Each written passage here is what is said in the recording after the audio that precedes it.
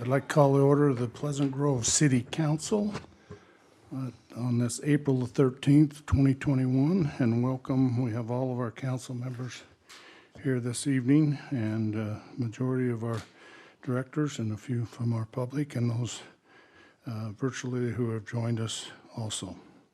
We welcome all of you, and we'll now start with the Pledge of Allegiance by Director Giles, after which Carter Ludwig will give us the opening remarks.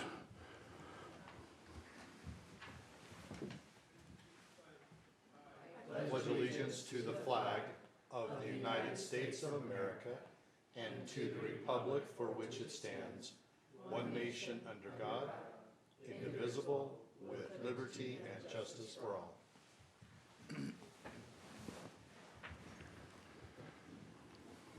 Our beloved Father in heaven, we come before thee grateful for this facility and our friendship and the opportunity we have to gather together and discuss the community that we love, and we pray for a spirit of unity and a spirit of community to be with the governing body as they discuss the needs and the opportunities that are in front of them. And these things we pray for in the sacred name of Jesus Christ. Amen. Amen. Thanks, Director Giles and Kyler. Appreciate that. First item of business tonight is approval of our meeting agenda, and I don't know if there's any changes that we've talked about, Scott. We need to move our discussion on the road bonds to the first item under, I don't have it in front of me, 10. So make that 10A. Okay. And then, and then we also have UIA, Utopia here. If we can do their item next, Okay. 10B, and then we'll go back to our regular rotation. Okay. All right. With that, if there's no other changes from any of the council, ask for a motion to approve tonight's agenda. So moved. We have a motion. Do I have a second? Second. We have a second. All in favor say aye. Aye. Any opposed? Motion carries. So we will move right now to 10B. And Consent items. to consider for adoption resolutions 2021-013 authorizing the issuance and sale of not more, it's Did we miss consent We Or need to- open session. and open session? Sorry.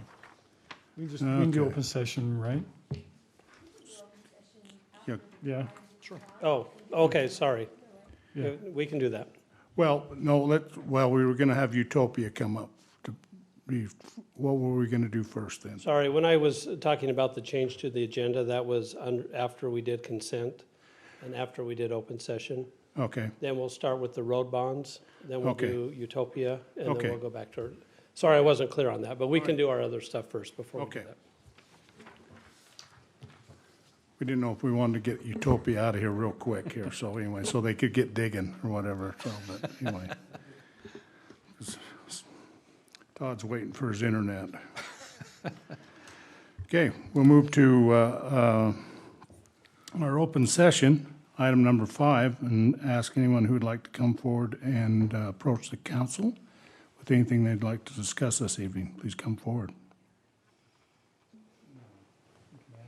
I see no one rushing the podium, so we'll now close that, bring it back up to the council, and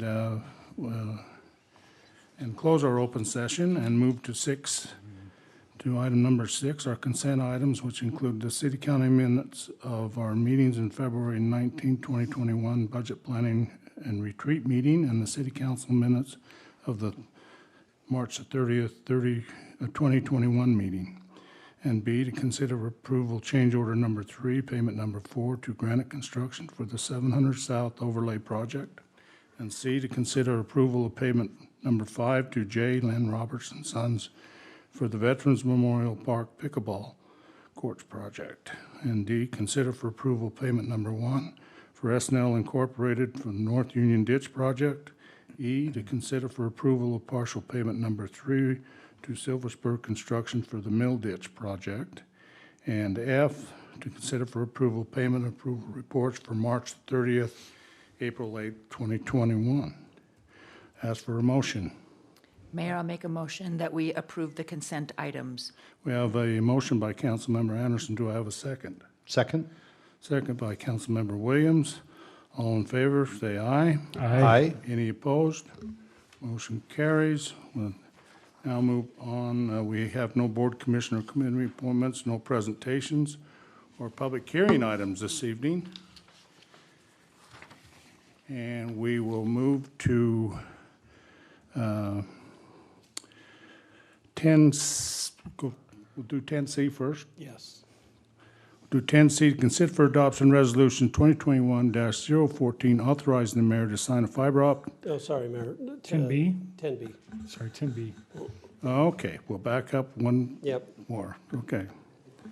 Hey, it's tough when you just walk into a meeting. No, and take it's over. my fault for not being a little more articulate, but Well- we'll do the road bond first. Eric's got all kinds of hand scratching going on here that he's I Okay. can understand. That's the blaming. best I can do. Item 10B, consider for adoption resolution 2021-013, authorizing the issuance and sale of not more than 7 million aggregate principal amount excise tax revenue bonds series 2021 for road repair and maintenance related matters and provide for an effective date. And we'll turn to our city manager. Okay, when we talked about in our retreat about taking some of our annual road revenue and earmarking a portion of it, so $700,000 of, I believe it was 2.2 million that is generated every year. Taking 700,000 of that and actually putting it towards a bond payment so that we could do a series of projects next year, and depending on what we get done next year, maybe into the year after. What is before you is a parameters resolution. I'll have Matt Dugdale with Stiefel to come and talk a little bit more in detail, but in essence, this allows, we're authorizing the city council's authorizing staff to work on this, well, authorizing, letting the public know that we could borrow up to $7 million for this project. Now, we're allocating $700,000 a year for a bond payment, and we will borrow whatever that $700,000 can get us. So if it can get us up to 7 million, we'll borrow 7 million. If it only gets us 6.8, we'll borrow 6.8. So we'll try to maximize what that money set aside is so we can get as many road projects as we can get done next year. So this would be a lot going on as far as a lot of work in our city. We haven't outlined the streets just yet and figured all that out, but we will as we go along and present that back to you. But what you're authorizing tonight is saying, okay, you're okay to borrow up to 7 million. Now, we will have a public hearing on this in 3 weeks in our May 4th meeting, which the public will have a chance to comment on that. But that's kind of the basics, but I will have Matt talk a little more detail on that. I have a question really quick though, Scott. Yeah. The percentage of our Class C, what was it taking? What was the percentage we were talking about again?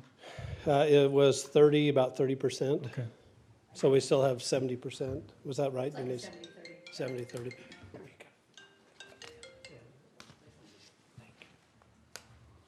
Thank you, Scott. What's the name of the book? Eat the Frog First or First the Worst? Thank you for moving me first. But Mayor and Council, great to be with you. Thank you so much for having me. As Scott mentioned, this is our first statutory required step in the bonding process for the road projects, for the bonding of the road projects. However, it doesn't require you to issue the bond. So if we can get a wealthy resident to donate the 7 million, we'll take it. We won't issue the bonds. Just a plug to the public out Work on there. that. We'll make some calls. Not my hood. Make some phone calls. But Scott mentioned the setting forth of a public hearing. That's also required. But one of the jugular issues in this parameters resolution is that the council is creating a box of acceptability for the bonds. And as long as the bonds fit within that box by way of par amount, interest rate, term, discount, then you are designating to the mayor or to Scott or to Denise the authority to accept the final terms of the bonds. Again, as long as we fit within that box. That just gives us flexibility when we sell the bonds so that we don't have to necessarily sell them on the day the council meets. The market, as you know, is volatile, and we really want to time it just right. So that gives us that flexibility. But aside from that, very straightforward resolution. Again, doesn't require you to issue the bonds, and provides for some publications so the public knows what's going on. As far as the market goes, although in the parameters we're saying up to 5%, we'll be well below that. The market is very strong, and certainly the pandemic has brought challenges. It has also brought low interest rates. And I'm happy to entertain any other questions, Any or I can questions, keep going. council? No, I don't. Appreciate your help. Okay, Great, Can I just add real quick? Yeah. We're borrowing this money now, even though we're not spending till next year because of the interest rates. We have 3-year window, Matt, is that right, to spend the money That's once right. we borrow it? So that's, because of interest rates, that's why we're anxious to do that, because if we wait and they go up, then we lose a little bit of our purchasing power. So we're hoping to move fairly quickly through the process, with the public hearing in tow and the other requirements that go with that. But Yeah, interest rate futures are showing that rates are poised to go up, and we look to those as a little bit of a crystal ball, and so I think moving forward now will help the city lock in these low rates. Okay. So, thank you. okay, thank you. If there's no other questions from the council, then we would ask for a motion on Resolution 2021-013. Mayor, I'll make a motion to adopt Resolution 21-13, authorize the issuance and sale of not more than 7 million aggregate principal amount of excise tax revenue bonds, Series 2021, for road repair and maintenance and related matters, and providing for an effective date. Second. And we have a motion by Councilmember Williams, a second by Councilmember Jensen. And this will be a roll call vote, and we'll start out with Councilmember Anderson, Yes.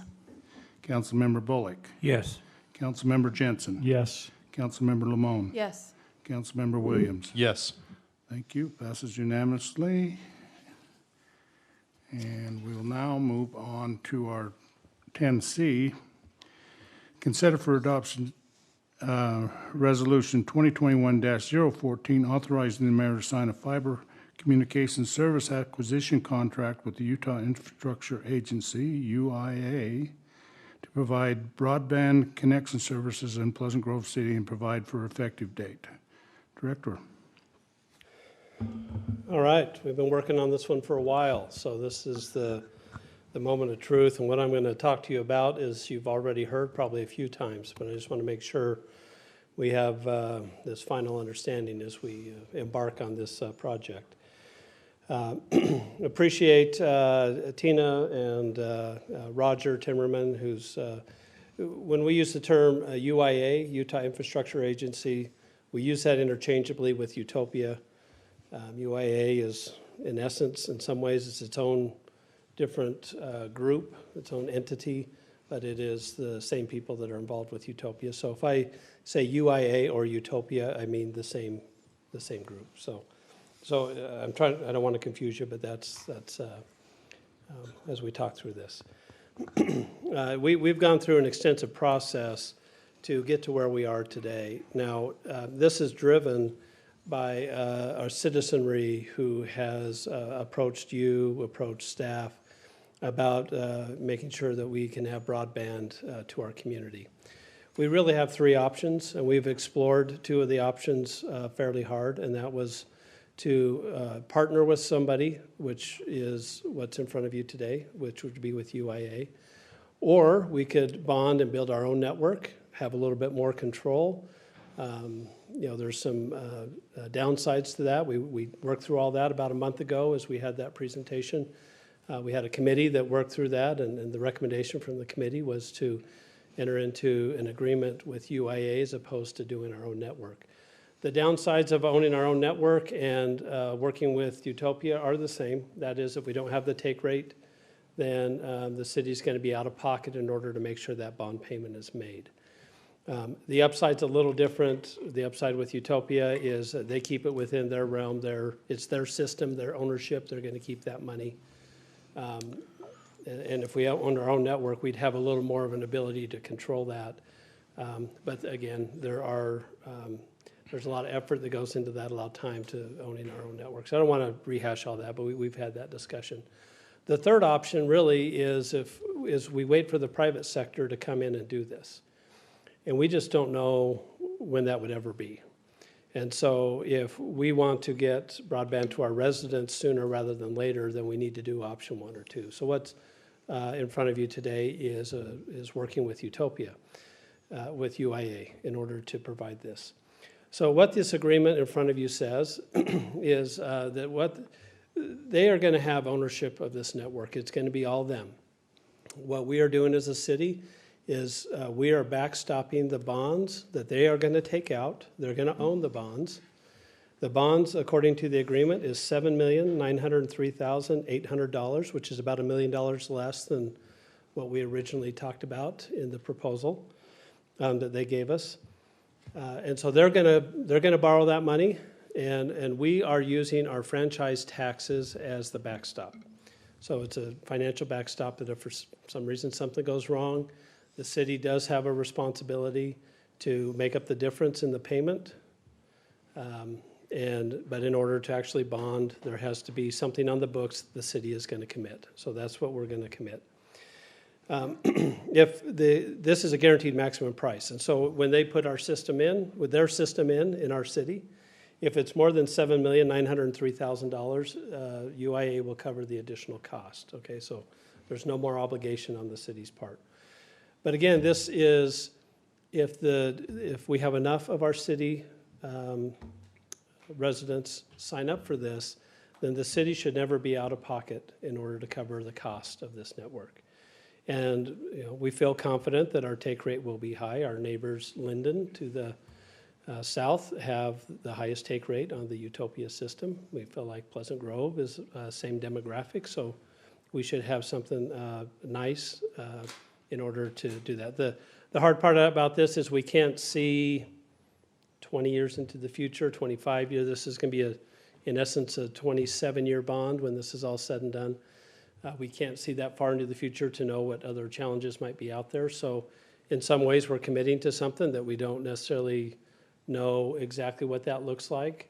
But we can feel fairly confident in the short term, when I say short term, 10, 15 years, that this should be just fine. And quite honestly, we should be okay through the whole course of the bond. We just want to make sure we understand that there is a risk that we're taking on as a city as we do this. We guarantee the debt payment, even though we don't necessarily write a check. And then if we do, let's say we get 18 years down the road and all of a sudden the take rate falls below and there's not enough to pay the full bond amount, whatever the balance of that bond amount is, the city will pay out of pocket. But UIA will treat it as a loan. So once the bond is all paid off, and there's revenue continued to be generated based on our take rate, they will start paying us money back that we had fronted to them in order to make that bond payment. So that should give us some comfort that if we fall below a little bit, we'll eventually be made whole. It might be in 5 or 6 or 10 years after the fact, but eventually the city will be made whole on that. The city will have to come up with the money up front to make that payment. But that's, again, that's what we're entering into. But it was comforting me to know that once the bond is paid off, if we have paid any money into this, we will be reimbursed out of those revenues that are generated. One other thing that I just want to make you aware of is that they are going to be putting in 6 huts.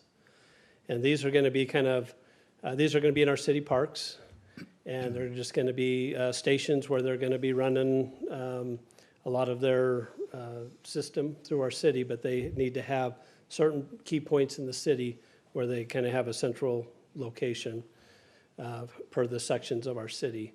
And so we've worked with them. We haven't necessarily finalized that, but we need to get that figured out pretty quick because that's one of the things we need to do first in order for them to start building the system. If all goes well, and Roger can come up here in a minute and cover any of the things that I've missed, but I think the intent is this money will be in the bank by the end of May, and construction will start soon thereafter. And I think the first users hopefully connecting by early January, I think is what we were told. So let me have Roger speak first, and then we'll open it up to any questions, so.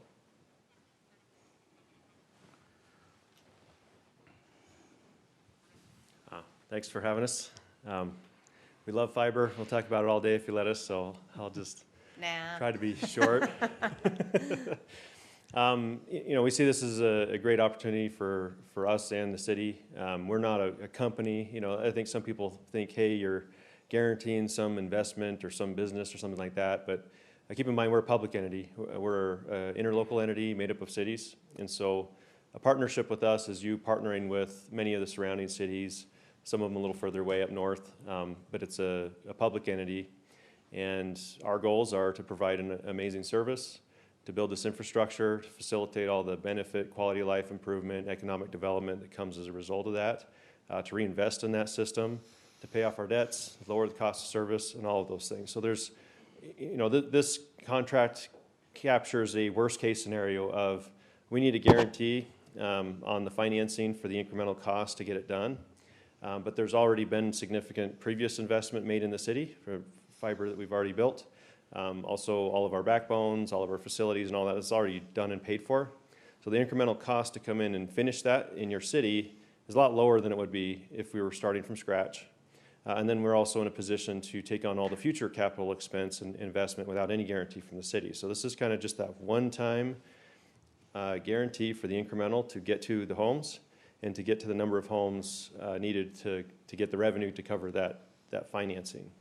And so it is a mutual risk type of situation, but we're here as your partner, as many other cities, and I would say it's, in my opinion, very likely that the bonds paid off early and the obligations retired early, and that we're in a position to lower the cost of services and reinvest in things in the city.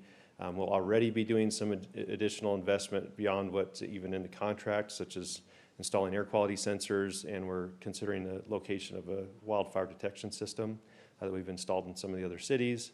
But you'll see some of that happening. So there's a lot of benefits outside just this is what it takes to get the fiber to the home deal done. We are your partner in providing this infrastructure and services and smart city applications and all this other stuff.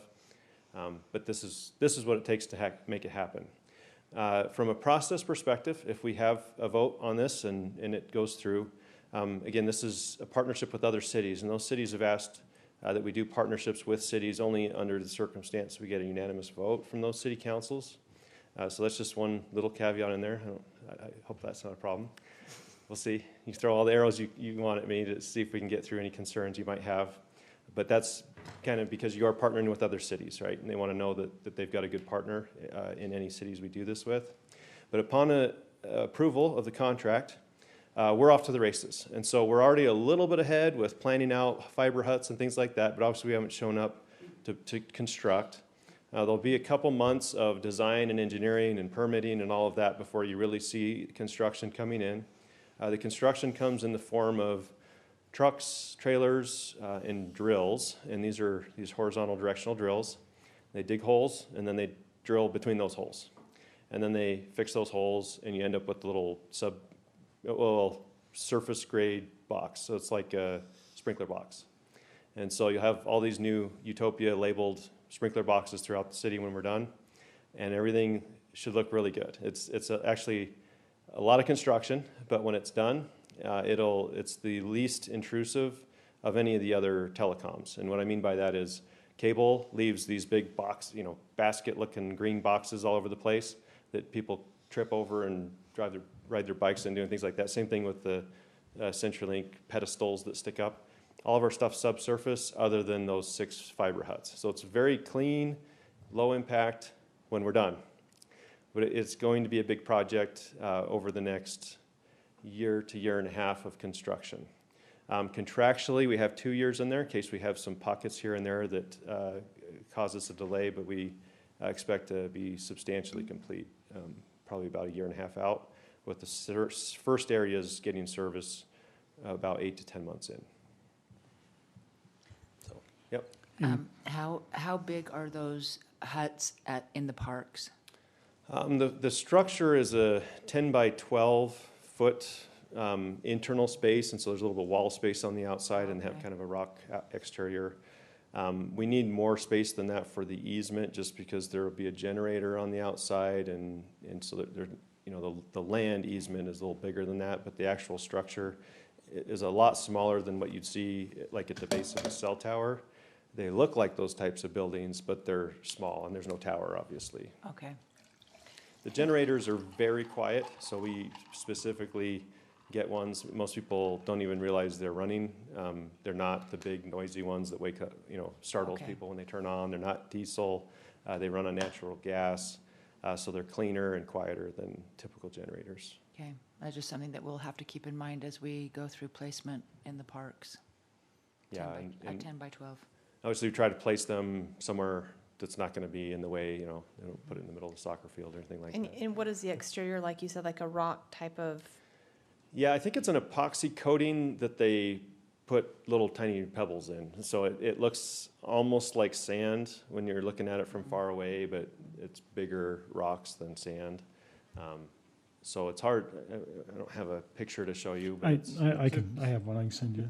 It's probably like the new modular restrooms up to the. Yeah. it's a along that common line. surface for 'Cause they're kind of a pr- they're- utility type thing. Or Precast, aren't they? I mean, they're just how you go in. So that's similar to what I think Yeah. what they're like. yeah, so we pour a pad, and they come in and drop it on top of that. They don't build a structure. They're all pre-made. what neighborhoods do you determine are first on the system? Oh, that's easy. Well, just, yeah, you know, whatever you lobby for. No, you'll have multiple neighborhoods going on in parallel, so you'll probably have as many as 3 of them being constructed. And it'll generally go from southwest to northeast across the city, because that's where we are now. We're in the southwest, and so just it'll go across. But the difference between the first areas coming online and the last areas is probably only about 6 months. Great choice, though. Great choice.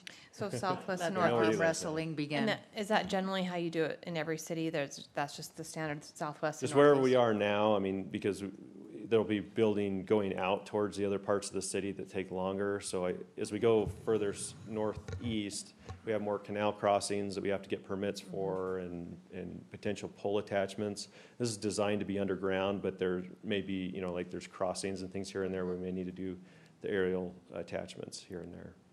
Okay, and there will be minimal invasiveness to the roads, correct? Yeah, I know, that's come up a lot. There's a lot of questions on the Facebook group for that. So, yeah, from a roads perspective, it's not built in the road. And we, keep in mind, we are cities, and we don't like that. We don't like stuff in the roads, right? We don't like to tear them up. And there are a lot of other fiber companies out there, including Google Fiber, Strata, who you had as a proposal, who do micro trenching right in the road. And so literally every street in the city gets cut and patched, and it's a mess. And we don't like that as cities. And so our construction methods do cost slightly more, not a lot more, but we do full, you know, in separation from the roads. We put it in the public utility easement, which is why we have those easements.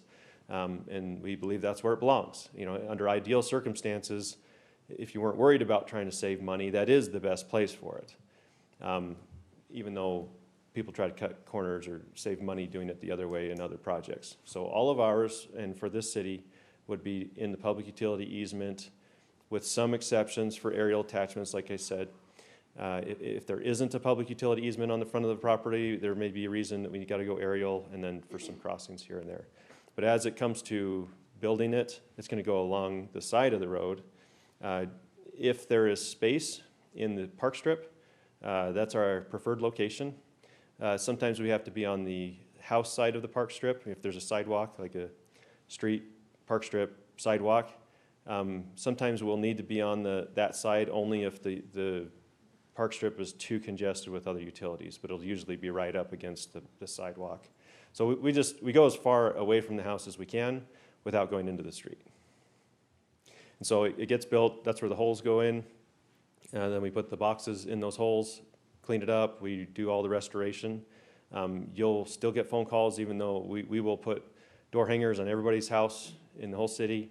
with our contact information so that they can report any damage that doesn't get cleaned up.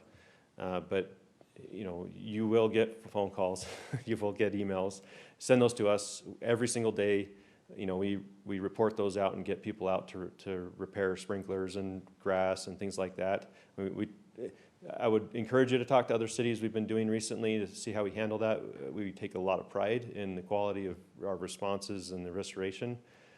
But if we don't know about it, we can't fix it. So there's still going to be some people who get a little upset about it, and we just need to know about it so we can go fix it. So holes along the sides of the street. Occasionally we have to cross the street. For certain utilities, when we cross them, we're not allowed to just drill blind and hope we don't hit it. And so what happens is they do a small hole right above where it's going to cross, vacuum out the fill until they can see the line, like if there's a gas line. And then as they're boring, they can visually inspect it to make sure it doesn't hit it. And then they backfill that and patch that with a patch.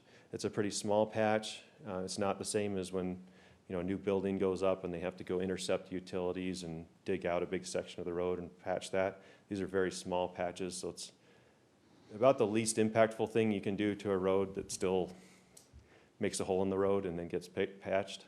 But that's if you have to go across. Here and there. What? That's if you have to go across, correct? Yeah, it's just for crossings. Most of it just goes along the side. And it's only road crossings where there is another utility that requires the visual inspection. Yeah. Have you had any cities that haven't met the take rate after they've signed up with Utopia? No. So there was the original Utopia cities, and there was a period of time when there was shortfalls and all that. That was all pre-2009. But every project we've done since 2009, which is actually way more than we did before. So there was $185 million of projects back then before. Since then, we've done about we just closed on another $50 million bond. So I guess we could probably say we're at $280 million of projects, and we're covering all of the debt service and all the costs of all of those projects. We're 10 for 10. And demand only is going up. I mean, we talk about how Linden has such a great take rate. When we first talked to you, I think we told you we had something like 58% take rate. We're up to 62% take rate in Linden now. So demand just keeps going up, and that's been true since we started back in 2002. So we've been at this for about 20 years. Any more arrows? None of them stuck yet, so anyway, you're doing a pretty good job of dodging them, so anyway, thanks if there's nothing else from the council, and we'll, thank you, and we'll turn the time back to Scott. Hang on, Mayor, I think Sorry, Sid had another comment. Another question. So kind of go through the timeline, as Scott kind of mentioned it. We signed the contract tonight, what's the next step? So we do counter approval. So we have a tentative special meeting scheduled with the UIA board for Thursday morning, just depending if you vote on this tonight and how that vote goes. When that's counter approved, then we basically have green light to go on it. Again, we're kind of already moving a little bit on some of the non-big dollar item things just so we can get a jump start on it. But from then, you'll just kind of see us show up and build and all that other stuff. Internal to us, we will be going through the financing of the project. We'd probably close on that about a month to a month and a half later than that. At that point, we call you and say, hey, guess what? We put a little bit of buffer in this number because we anticipate that there might be market fluctuations. But more likely than not, we call you and say, hey, guess what? We closed at this amount, and the obligation is up to. So as we get good financing terms, your obligation actually will be lower than what's in the agreement. But all those finance people make us put buffer in there. So we love our finance people. So anyways, we do the financing. You know, we've already ordered all the materials for this project. That's a big concern in the industry right now for getting fiber and conduits and boxes and all that. There's a big shortage. So we had ordered enough for this project before, not because we were so confident of vote or anything like, but we knew that we're having these same conversations with lots of other cities. And so we know we have more than enough other projects and other expansion plans that if we don't do this, we would still need that inventory, but you guys are kind of in a secure spot from a inventory and supply perspective. So we've already kind of gotten ahead of ourselves a little bit just to make sure we can deliver on this. And then, yeah, like I said, it'll be a couple of months where say, where are the trucks? Well, that's where the detailed design and engineering and permitting and all that stuff is actively being done. And then in about 2 months, you'll see a lot of the construction starting up in several neighborhoods in parallel. And then we'll be here probably 8 to 10 months and say, we've got our first neighborhood, and let's have a exciting, sometimes we'll do a party in the nearest park or something like that and let people come out and test drive it, and we'll do sign-ups, things like that. But Oh, wonderful. So will there be, do you have an official PR person, or is that you that will communicate with Scott so we can get information out on the city page and? she is About- here, Kimberly McKinley. Probably complains that I just call her Kimberly, but Kim, she is our Chief Marketing Officer, and she's fantastic, and I got a team of, on her marketing department, and so they coordinate events. Sometimes we do sponsorships if you have like a city, we have Strawberry Days here, so. Yeah. Yeah, So, 100-year celebration this year. so we like to participate in those things and get as much face time we can with the residents to let them know about this. I mean, we want the city to feel like this is your project, and we really want you to feel kind of invested in its success and getting this in front of people and talking about it. And we have banners and other things we'd like to have in certain locations. At the same time, we take on the responsibility of marketing and sales as well. And as we both put in that effort, we can do really well. Okay, so you're saying first neighborhood should be started in January, is that correct? Or completed in January? Yeah. What, Or started? sooner. Completed, sorry. Completed, okay. Yeah, So- started, it's already So- but- started so we're- technically on You're the starting to roll design. things out, and by January, the first neighborhood should be completed? It's April Correct. right now, yeah. Okay, So, I mean, I gotta just feel like, Yeah. as long as there's not some yeah, weird delay, but, maybe a month before, right, maybe a right. month later, but I would say about January would be realistic. and is there a time period due to weather or cold weather or anything, snow, that you'd have to stop construction? Not before January. I mean, if we have a really, really bad winter, next winter, that could push us out a few months, but we'd still expect to be well within the 24 months that's in the agreement. Okay, Yeah, I they got a- normally don't drill when it's real cold, so we'll be good through. Yeah, we Middle built part of Woodland December. Hills in the middle of the winter, and it was an ugly winter. Yeah. We still got it done. So it's inconvenient for us, but we can still get things done. Roger, I think Councilmember Lamone wanted to know what pond technology is. Can you explain that to her? We think PON is terrible. So PON is basically take all the worst aspects of cable networks and apply that to fiber. And what I mean by that is cable networks, if you have cable service, you may know it slows down in the evening, and that's because your entire neighborhood shares on that same cable system. And so they use splitters, and you end up with hundreds of homes that all come back to a single connection, and it time divides it, and it's all this sharing and congestion that happens. On our architecture, everybody gets their own fiber connection to their home all the way back to our fiber huts. And so your neighborhood, or even just your neighbor, could use 100% of the capacity that they've subscribed to, a full gigabit or even a 10 gigabit connection, and you still get the full capacity of your connection. So every connection in this is over-engineered to some extent, but that's because we have multiple providers competing with each other, so we build out a dedicated connection. PON is a shared technology, so it's still on fiber, which is fast, but GPON, which is what most providers are using, is 2.5 gig, and so down and 1.25 up, and that gets shared by a big group of households. And ours, that's all yours. So that's the main difference. Okay. That was probably more detail than you wanted, but like I said, I could talk about this forever. I'm good. Okay, thank you. Scott, you? No, I wanted to point out in the agreement, I forgot to mention, the 24 months is that they'll have 90% of the city complete. So that's not a guarantee that all 100%. There might be some hard-to-reach areas and things that some one-offs that they're going to have to pick up, but I forgot to mention that. The agreement says that they'll have 90% done by the 24 months.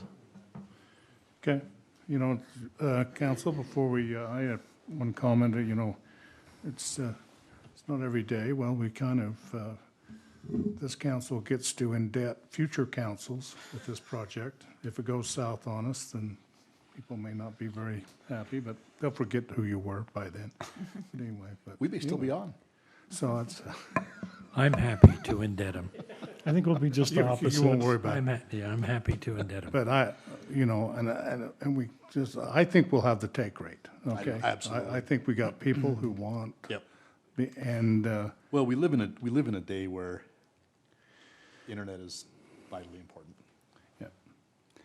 and I did a little digging, because we work for CenturyLink all over the state, and had a discussion with some people at CenturyLink, and Pleasant Grove, nah, you'll never see us doing anything here.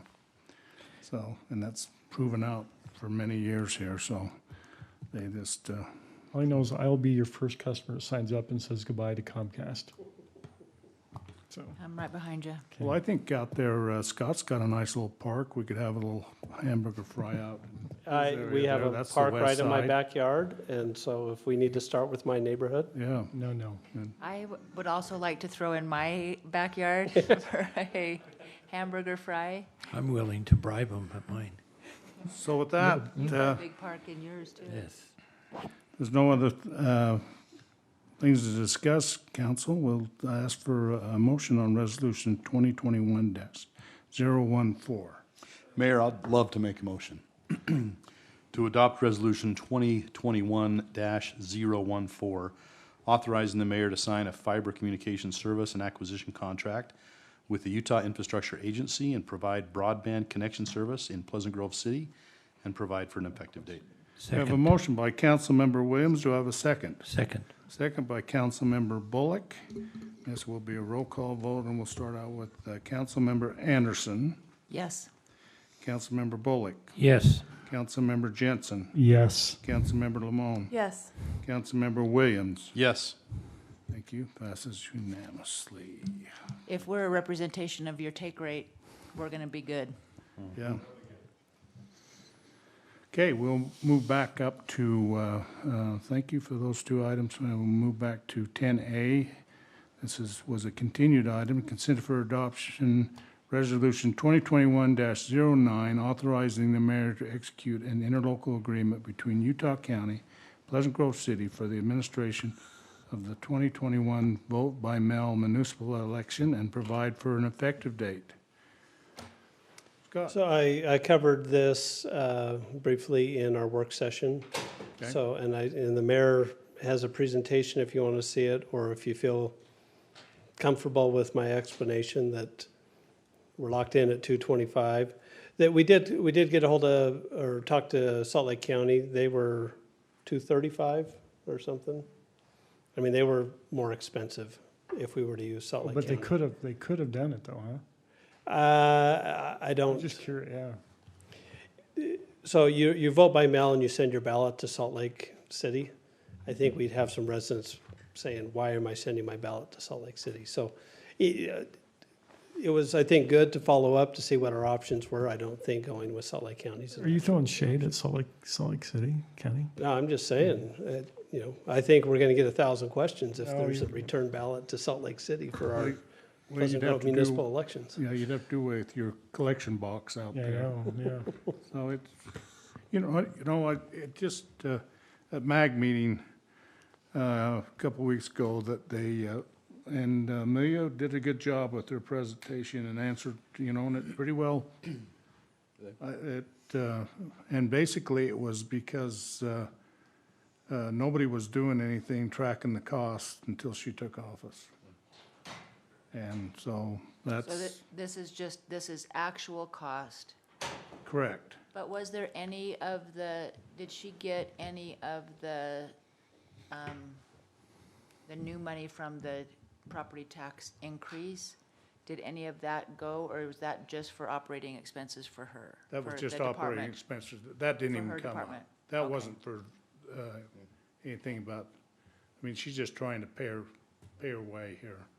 Okay. When they break down the cost in 2019, the itemized costs that they gave Kathy, it shows, this is the cost of postage, this is the cost to print the And I ballots, saw this is that in the the, ballot, but I you just know- in the packet. yeah.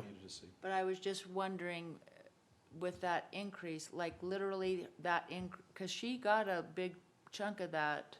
Well, and they're Property talking tax about increase. giving it back too, if that ever. Well, but Diana, to that point, if they were given, let's say, $1 million, that's not to subsidize cities, and they're just making it clear, we're not subsidizing cities. So Okay, if they're giving them money, it's not going to be to our benefit, it's going to be to their operations within that Okay. department. all right, So all they're telling us is, this is what the cost is to do this, here you go. I think that $1 million was for operational and some other equipment. I could be wrong. Well, I don't know if it was $1 million, I don't know what they did with it. yeah, it was. They're talking about rolling this back, I don't know what all that means. For us, what's on the table is, $225 per registered voter. And all the other mayors said, the ones that had questions says, oh, we see it now. Let's right. go with it. So they were, Okay, so you're okay with that? yep. Okay, So other than, and Diana will bring up, maybe and I understand we've got another couple of weeks on ranked choice voting that could save us some money there to look at it, to just see, entertain it.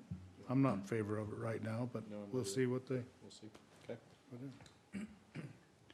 So with that, I ask for a motion for Resolution 21-09. Mayor, I make a motion for the adoption of Resolution 2021-9, authorizing the mayor to execute the interlocal agreement between Utah County and Pleasant Grove City for the administration of the 2021 vote-by-mail municipal elections and provide for effective date. Okay, we have a motion by Councilmember Jensen. Do I have a second? second, Second by Councilmember Anderson. And we'll start out with Councilmember Williams, Yes. Councilmember Lamone, Yes. Councilmember Jensen, Yes. Councilmember Bullock, Yes. and Councilmember Anderson. yes. Thank you. Passes unanimously. That finishes our roll call items this evening. Mayor, sorry, before our next item, Yeah. is Skylar here? Okay, No, he'll be here at 7 o'clock, he said. okay, I just want to make sure if he's here, we could take care of him real quick on the liquor license before we, He's not. okay, so if he's not here, let's proceed with Okay, item let me know. 10D.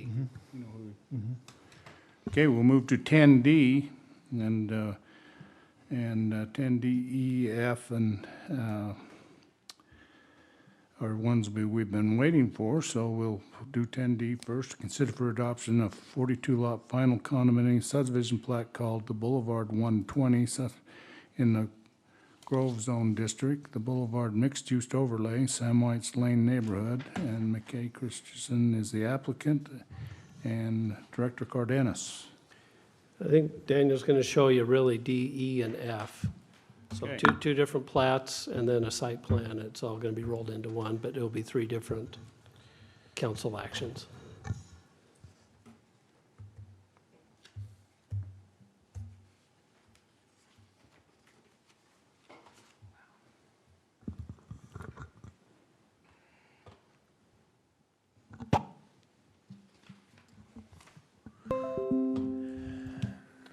Perfect. Mayor, Council, just like Scott just mentioned, how should I say, Director Darrington? No, he's not a director. City Administrator Darrington. As she just mentioned, I'm going to talk and I'm going to present 3 items, the next 3 items. 2 of them are a plat, is Plat A and Plat B, and the third one is the site plan that goes into those 2 plats. So those are the 3 items, and if it's okay with you guys, I'll present them at the same time. They all make sense once if we look at them together, and we will need 3 different motions, but I'll present them at the same time, okay? So just to get ourselves located, this area right here, this is the doTERRA building, okay? This is our boulevard, Pleasant Grove Boulevard, and 1300 West, okay? So the property that we're gonna discuss today is this property right here, is what we have called the Boulevard Project, okay? So that's the area that we're gonna discuss. So now that we're all geographically located and we know what we're doing, again, this is a picture of the area. It's just a little more smaller, so that's why I show you guys the other one. So a couple of months ago, we created a plat where we created these big chunks of land on that property. I think it was a total of seven lots or something like that. And because this we're trying to do right here is kind of like to master plan the whole area, the whole project. As we know, this is going to have some residential uses, just to get our minds on what type of residential. We're talking about 270, 269 units about that in that area right there. Some of them will be townhomes, and some of them will be condos or apartments, okay? So what we're gonna focus today is in these two lots right here. This is actually, let me see, we can see it closer. I think this is lot 4, and this is lot 1 of the subdivision, okay? We're gonna focus on that because what the applicant is proposing is 2 different plats. One plat is gonna go right here in lot 4, and one plat is gonna be here in lot 1. What do I mean by plat? He's gonna make some subdivision, some new property lines. Our plat is gonna be very similar to our site plan because these are gonna be townhomes and they're gonna be condominiumized, meaning that the owners of these units will own whatever is inside those walls, and the rest of the area is going to be common ground, common areas. They will have for sure an HOA, and they will have their own CCNRs, their own rules to take care of that area. Again, we're talking about the plat that is going to go here in lot 4, the plat that is going to go here in lot 1, and the site plan. Let me see, what images do I have? Okay. These, actually, I have just a couple of, like 30 minutes ago, I received some new plans, and let's take a look at them. Can you guys actually see those lines, or should I go? That's good. That's fine. Yeah, that's fine? Okay, I think I always like these ones because we can see the background. This right here is the lot that it was more toward the west. This is 1300, okay?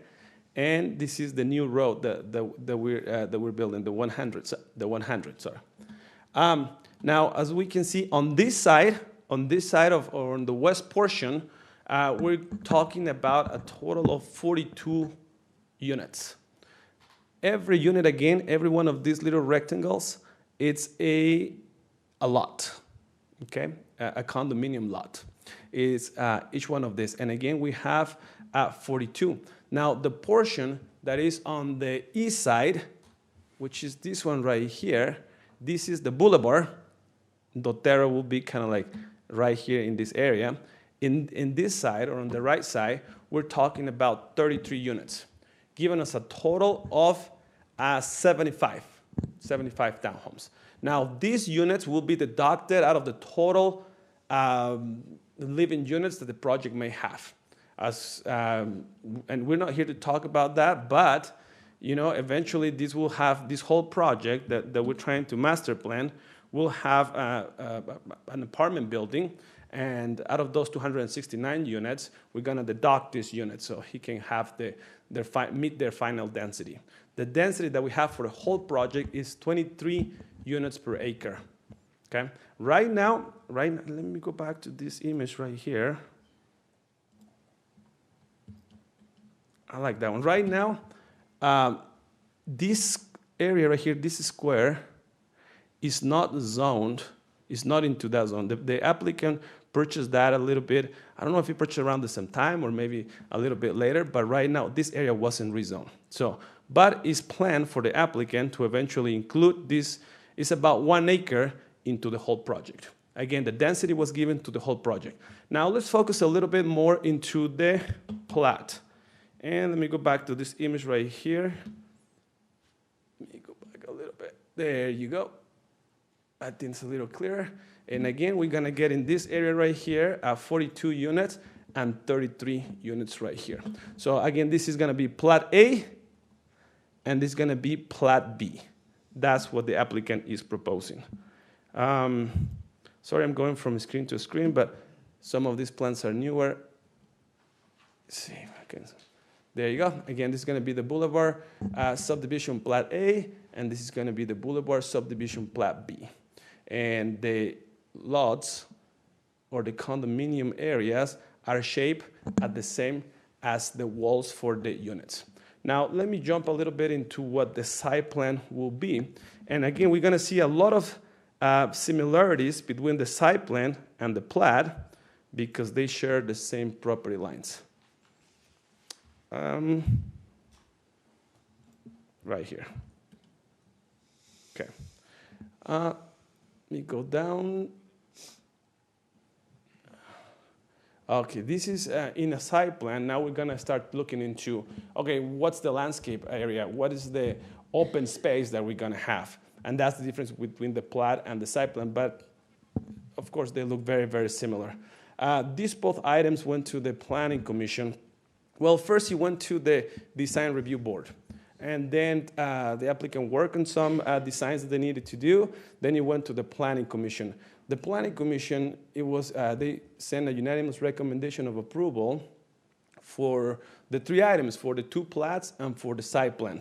Now, one of the recommendations that they had is that, that the applicant, as we can see right here, well, this gives us an idea of how the townhomes are gonna look. This is kind of like some building elevations. In reality, if we go back to the site plan or to the plat, this area is gonna have, let's see, 12 buildings, okay? This is gonna be 1 building of 3 units, 1 building of 6 units, and there's a couple of them that have 7, and there's some of them that have 8. And what the applicant is trying to show you right here on these images is how the units are gonna look. As you guys can see, this one only has 5 units. The Planning Commission kind of wanted to see how the 8 units were gonna look, how the 7 units and the 3-unit building, but they're gonna be pretty similar. I had a conversation with the applicant, and that kind of gives us an idea. Now, another thing that the Planning Commission wanted to see what type of buildings in regards to colors are gonna go in each one of these buildings, okay? Now, we had our Planning Commission just last Thursday, so it was a little difficult for the applicant to get all those plans to us, but I propose that the applicant shows those buildings before we get the building permit. So we just make sure that there's not a homogeneous list of or area of brown buildings. Because what the applicant is proposing is a mix of different colors and different materials. We can see right here that, oof, I don't know your eyes, but my eyes see the same thing for the 3 of them. In my computer, it looks a little different. There's a maroon right here, red. There's some grays. This is a lighter gray, and this is a darker gray, okay? It's kind of hard to see it right there, but there's going to be 3 different types of colors and materials, and they're going to look similar to this. I'm so sorry. It doesn't look that clear. It looks better in our Dropbox. It does it? Okay, I'm glad, yeah. So that gives us an idea again, and so the Planning Commission was hoping that the applicant can give us or point out what buildings are going to be what color, just to make sure they're not, again, homogeneous, and that we can see different variety in regards to the design standards. So this is what I have. Unless you guys want me to go in detail on the landscape and stuff like that, the staff reviewed this and meet the requirements right now. Now, I just want to make sure that we understand that this design is totally the prerogative of the applicant. The applicant decided that those were the areas that they want to use for those townhomes, okay? Eventually, the applicant is supposed to bring some commercial uses. Out of those commercial uses, 25,000 square feet need to be of sales tax generating uses, and it's going to be the applicant's job to figure out how he can fit those into the rest of the area. But right now, let's just focus whatever is circled by these red lines, and it meets our code. So staff and Planning Commission for a recommendation of approval for the 3 items, for the plat and for the site plan. Council, is there anything else for Daniel? Or I have a couple of questions regarding parking. You see that I assume those were double, and that is for 2 cars, I assume, and you got 3 floors. You are correct. So each where one do of we the, put them? Just on the street? The other 2? I mean, the first person, I mean, I assume the ground floor gets the garage. that right? Well, the ground floor is only the garage. So it's one family. Okay, one family Three-story up, unit. all the way, three. With the All right. garage being on the basement. So Sec- I'm sec- gonna go, sorry, I didn't mean to. Second issue you can address is, okay, so assume this is approved and he goes through, and then we wait till I'm gone and most of the council's gone before there's any retail. Can we do once we approve this? I mean, he can set off on the sideline and wait. Okay, I'm gonna answer the first question. I'm gonna try to give you an idea of the second one, of what I think is gonna And happen with the second Daniel, one. McKay is here, Yeah. by the way. Okay. So, each one of those units, Council Bullock, it's a building. It's for, each unit is gonna have about 2 or 3 bedrooms, and it's per family. Okay. So, you're gonna have the parking underground, and it needs to have at least 2, well, our code requires at least 2 parking stalls. So each building will have their own, and other than that, usually we require some for visitor parking, and we have 21 parking stalls that are gonna be just for visitors, not for the residents. The residents have their own driveways, and they have their own parking in their garage. Okay. In regards to the second one, I think the applicant can tell us a little bit more what he's thinking on the future projects. When we were working on this development in general, we didn't set up steps or rules of how would it needed to be developed. All we put in there is that we needed at least 25,000 square feet of retail. The applicant decides how their own timeline, how he wants to approach this.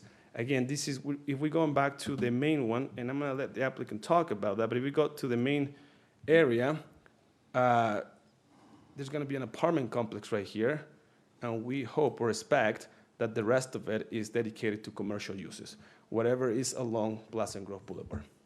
But again, there's not a time frame set in an ordinance of what has to happen when. I have a question. Yeah, Unless- I have one too. Go ahead, I'll wait. Go ahead. So, help me understand the parking. If you go back to the other, maybe the other. The one that shows the units? That's fine, that's fine. So. Right here, sorry. Yeah, so every single one of those buildings is a full building with no driveway, Correct. right? So in order to park 2 vehicles, which is what they would do, right, in each one of those, they would have to park both cars in the garage in order to keep any cars off the street. Yeah. There's not a chance. That's There's how- not a chance. Correct. I mean, That- if you go down to Vineyard, there's parking, it's a parking nightmare because everybody has 2 cars and the garages are full of junk. And so what you're gonna have, and I'm just laying it out here for everybody, is you're gonna have, how many units is this? That one is 75. That So you're gonna have one's- 150 cars that are finding parking on the street somewhere. Okay. Let me go back to the site plan or the full area. Our code has some requirements right now, right? And our code requires only 2 parking stalls per unit. We actually did change the code for the apartment complex too, that we require less than 2 per apartments of per units that have only 1 bedroom. We went lower than 2, but our code requires right now a maximum of 2. Now, does that include the garage? yeah. Okay. Yeah, includes the garage. That's it. The only time when our code requires extra parking stalls is when someone goes for an accessory apartment, assuming that you're gonna, of course, have a second family living there, and then our code requires 2.6. Now, you won't be able to have accessory apartments right here. There's no way you will be able to have them, right? So they're gonna be kept as single family, and again, our requirement right now is just 2 parking stalls per unit, regardless they're in the driveway, if you don't have a garage, or if they're in your garage, they need to be in there. One thing that may help this area is we're also having our code, and that will be a future situation, and the applicant knows about this, and he can also tell you about this, is that we have something called in regards to parking, that some business are only open till 8, 9 p.m., and then we call night time parking. That's something that happened in Vineyard. When we talk about Vineyard, there's no commercial around there, and what happens, they end up on the street everywhere, or on an empty lot. I live in Vineyard, that's why I know that situation. Yeah, that's what happened in there. But But what's gonna happen go ahead. is all those cars are gonna, 150 cars are gonna have to park someplace. They're gonna park in this. My light's still. Right here, I'll use it right here. That's all right, I got it. In this, So they're gonna park right here, right? In what we hope at some future century, we get retail, or they're gonna park in doTERRA's parking lot, which they're adamantly against. for sure. I think that we have more risk of them parking around here, this road. No. Now, There's no driveway. you see how these areas right here, they have their own private roads right here. So well, the applicant was supposed to have, or one of the requirements is that we're gonna have a lot of signs, and I understand sometimes signs do, not a lot, but we're gonna have signs that no parking for residential is used.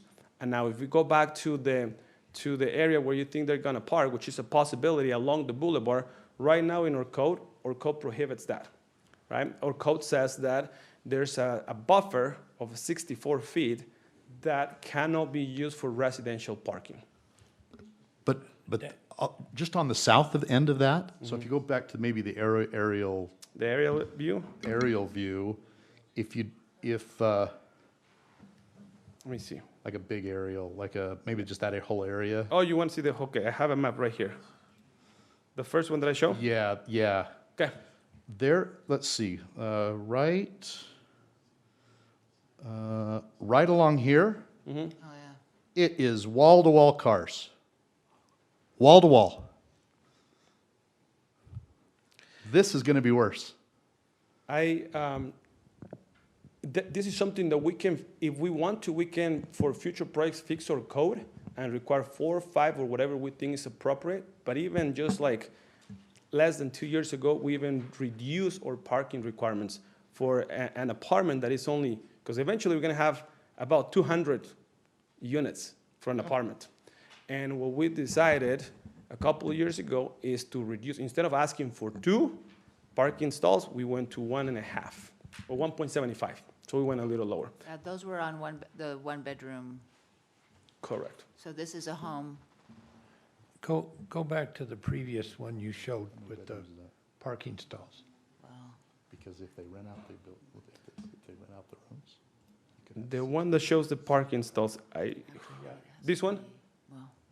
Yeah, Okay, right here, is this where the visitors are gonna be parking?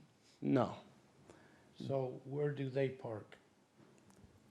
You said that there are, if you're visiting, there's some parking stalls. Where do they park? I'm gonna find them. Give me one tiny second. And maybe while you're thinking that, how many bedrooms does each unit have? 2 to 3. So you could potentially rent those rooms out and have typically Not more than- legally, Right? Not legally. but that's where code enforcement comes in.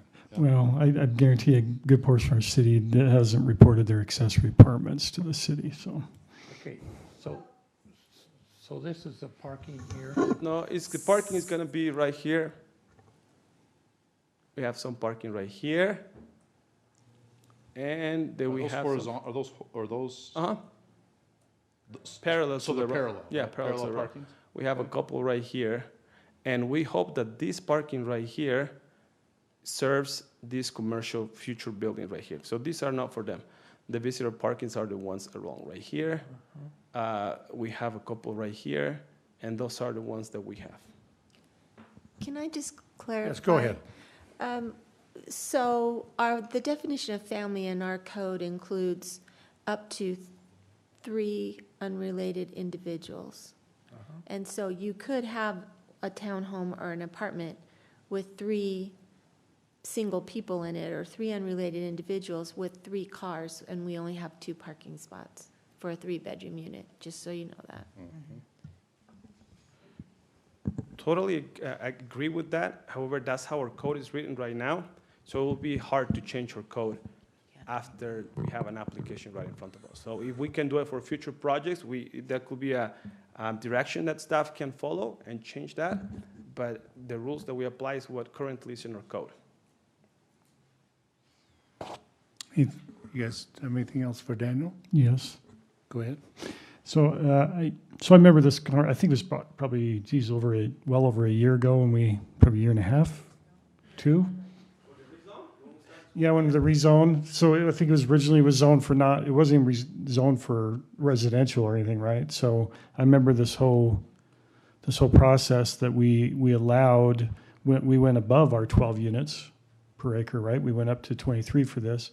And I can't remember if at the time, I remember McKay had some, I don't know what the proper name for him, letter of intents for retail. And I don't want to get off ship here, right? But my question is, does this project, as we discussed it back then, and I know things change, right? Does this project that we're looking at tonight, does it affect the future retail, or can it affect of what could be brought before us? Is it taking up more room than what it did back then, than what we agreed to? And did we have a development agreement or not on something like this? No, it was all done via the zoning. Yeah. And so we set the parameters to the rules, and the developer has to follow the rules. So So I if guess he puts in retail, he's got to have the amount of parking required for the type of retail that's going in. Yeah. So my question- until that's known, Mhm. whether this is going to impact, it might impact the types of retail he can put in at the end of the day. So that's my question, is it impacting, has this changed from what we originally saw, and is it impacting the future of the retail, and could it reduce the amount of retail of, I think, what, 25? Well, no, he has to provide 25,000 square feet of retail. The question is what type of retail is going to go in? Some retail requires more parking than other retail. Well, and I think we have that in the code, right? What type No, for this, or is no, there? sales tax generating. Yeah, So that's all the requirement is. Okay, so we don't get to a point of saying we all want it to be restaurants, we all want it to be uses certain and- types. It's just a sales tax generator. So the developer is going to be required to bring that. Now, are some of the uses not going to be compatible now because they're using some of the space that could be for parking for retail? correct, that's what I'm. That's going to be up to the developer. Correct. So that's going to be up to the developer. I think what we saw at the beginning was a concept plan. So this is actually the first time we've seen something solid of a site plan. Now, can that affect? I think it's up to the developer to explain that. I mean, the developer decided, for example, to go this big on lot 1 for townhomes. Could have he decided to go smaller, thinking that he could put right here a commercial pad? Yeah, for sure. Right? But that's, again, this is prerogative. It's how he wants it. If he still thinks that he can fit a use right here that gives him retail, it's up to him. And eventually we're going to see that, and we're going to present to you guys a site plan for a commercial pad. What is right now is we expect for these areas right here, or these lots right here, to eventually have that 25,000 square feet of retail.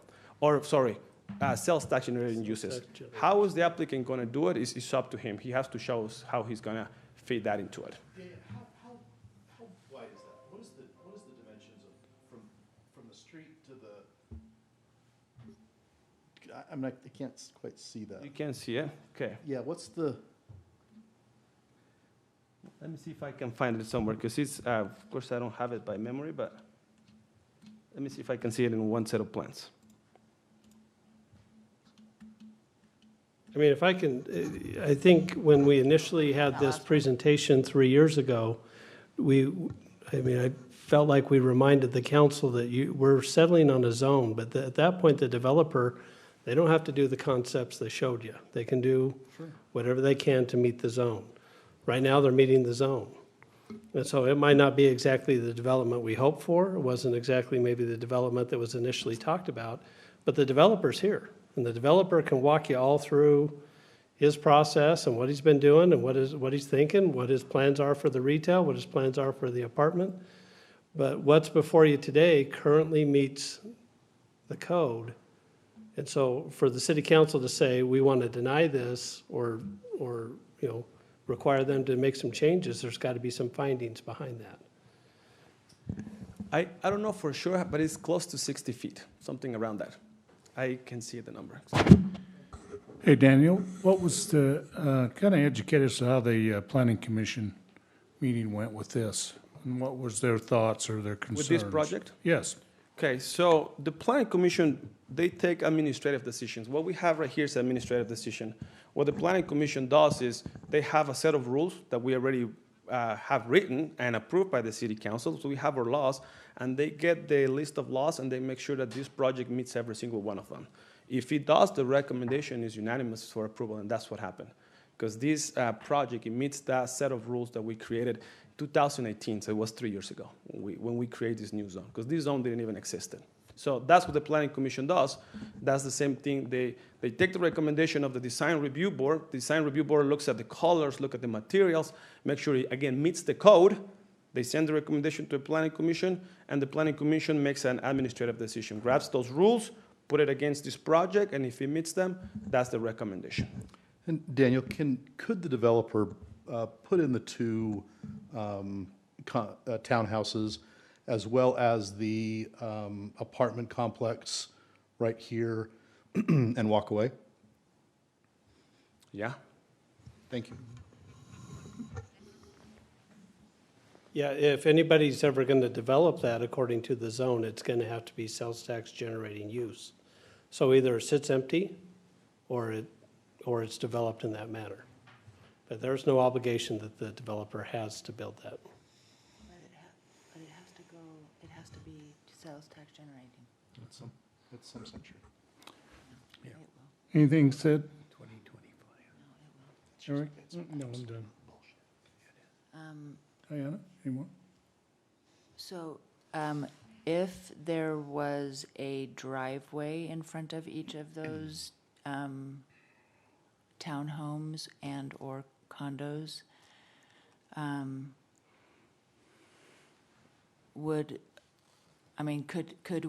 could we ask for that? Not enough space. No. No, our code doesn't I- require for that. I think that we're just really concerned about the parking, so, Understood. okay. Brent, you got anything? No. Okay, if there's nothing more for Daniel, McKay, would you want to come up and take a couple arrows up here for? Used to arrows. So, a couple things. Well, first of all, do you have any questions that you want to ask me directly? You go first. I know, yeah. I've been hearing them. Okay, so if we were to, and I know that I can't pull this up, but this is, do you mind if I just kind of step forward and show you? You bet. This was that old concept. You see on the far north end of all this, like basically the red stuff highlighted is where the townhomes were always contemplated. Right? This is not a bait and switch. We're not doing anything different than what we had always contemplated on doing. In fact, the only thing that this is actually not showing, which prior to getting all of this approved, we actually picked up the Jackie parcel, right? The 1 acre that is included in Jackie's thing. So, Okay, can I see what you're showing there? Okay, I have it right here. yeah. So now our current site plan, I'll come back. Our current site plan, yeah, there you go, is different than this because we've picked up that extra acre from Jackie. Look at the retail. You can see that the retail, the way that it's laid out is not, the townhomes coming in, oh, thank you. Here are the townhomes, right? The retail was always contemplated to be along Pleasant Grove Boulevard. That's why we've got this 65-foot buffer with the parking that says we can't have any parking that is allocated to the residential that is within 65 feet of Pleasant Grove Boulevard. Okay, so what we have, one of the little things that I didn't quite catch when we got this approved is that it's 25,000 square feet of what is it, tax? Sales tax generating. You can see I've got an office building in there. You're looking at about probably 5, 10, and 15,000 square feet of sales tax generating. I didn't catch that. We were always planning on having a portion of that being an office, but sort of is what it is, right? Now, you can see if you were to go back to, now this is the Jackie piece that we picked up, you can see if you go back to to the current site plan that we have right now, Daniel. You want to see the plat? There you go, the plat. See how these pieces are all laid out? We've done that for a reason. The reason why lot 3, what does that say, 2? Lot 7 and 6. See how they're all laid out? They're laid out because those are retail pads, right? I mean, that's the reason why we've, so again, like, no, we're not trying to do a bait and switch. We're not, you know, and I get the city's concern. When you see the first plat come in, you're like, okay, I know that this is the residential thing. This isn't what we like completely were, you know, what we were planning on. Are you gonna build the apartments and the townhomes and then get up on out of town? No, that is absolutely not our intent. We've been working nonstop on the retail. COVID, and I'm not using this as an excuse because it gets bantered around like excuse for everything, and I get it, but it has affected food. And it did affect food for at least a year in a pretty dramatic way. And one of the things that has come out of it is that we shifted. One of the things that did change is we had to go to drive-throughs. Drive-throughs have always had about a 20% premium, meaning most drive-throughs generate about 20 to 30% more in overall revenue by virtue of having a drive-through than they would without. And so you see a lot of fast casual concepts that never had drive-throughs now, like it is an absolute requirement. You're not going to get a Cafe Rio if you don't have a drive-through. You're not going to get a Zupas going for, well, potentially Zupas, but some of these other fast casual concepts, they're all saying we need a drive-through just because they learned their lesson coming out of COVID. So that's a challenge for us. I mean, it takes up, the drive-through is an additional lane that takes up parking, and now we have to get these lanes in. But in answer to your question, we're working on all of this nonstop. Yes, we are still talking with Kevin Santiago and the concepts that he wants to bring in. I just met with him on site probably 2 weeks ago about this pad. And he still is wanting to do 2 concepts there. I know we've talked about in the past. It's the same 2 that we've always talked about. There are others that I'm not far enough along right now to be able to share, but there are other ones that I think are great if we could get them. And we are trying, when you ask about what type of retail it is that we're trying to bring in, it's predominantly food. We're wanting to bring in food. And with sales tax generating uses only, I can't go put an office building in there and have that qualify. Am I wrong? No. Wait, Yeah. you can put the office on top. I could put the office on top, which is a concept that actually you guys haven't heard it. It was brought before the Planning Commission. It just hasn't moved forward yet. There's one of our potential, there's a group that's very interested in coming in here. They want to put about, I want to say it's about 8,000 to 10,000 square feet of retail on the ground floor and off their office buildings on the second floor. We're just trying to figure out how to make that whole thing work. So we're totally aware. I guess what I'm saying to sum up, we are completely aware that we have a 25,000 square feet, commercial requirement that we have to meet. And, there's no reason for us to buy all this land and then to just let this sit and do nothing, right? And we have to make it work, and we fully intend on making it work. So we've got, Daniel is right. These, when you get these, the code and everything that, all gets approved, the site plans tweak and change a little bit. And we do have a little tweak. If you were to look at the old plan, the townhomes kind of stopped right here. And this is moved to townhomes, but we've also picked up an acre of ground over here, and everything will work okay. So at least we feel confident in the site plan that we have right now that we can make it work. Is it tight? Of course it is, yeah. But do I think things are going to work? Do I think that they're going to be able to park okay? Yes. In answer to the question about storage and garages, it's a valid question, Todd. I get it. In the CCNRs with D.R. Horton, they are not allowed to use their garages as storage. And it's monitored by the HOA. So you can't chuck all your stuff in there and park your cars out on the street. They'll get flagged by the HOA and fined. So specifically written in the specifically written in it, and it's already been turned in as a part of this. So for 2 cars or 1 car, or how do you? For 2 cars. Really? If the garage was built to They're all built to have 2 cars. All of them have 2 cars. Yeah, so Chriselle Travis with DR Horton. So if it's built to house 2 cars, the CCNRs are worded such that it has to at all times park 2 cars. You can store in it, but if you can't get 2 cars in it, you're in violation. That's a good thing. Do you guys have any other questions for me? And just, and like I said, I mean, I know that you guys get burnt by developers all the time. And I'm just asking you to take my word for it. We have no intention of doing that. It's not that we're burnt by developers, is that developers come and sell us a story. And then they say, oh, by the way, we're gonna do this.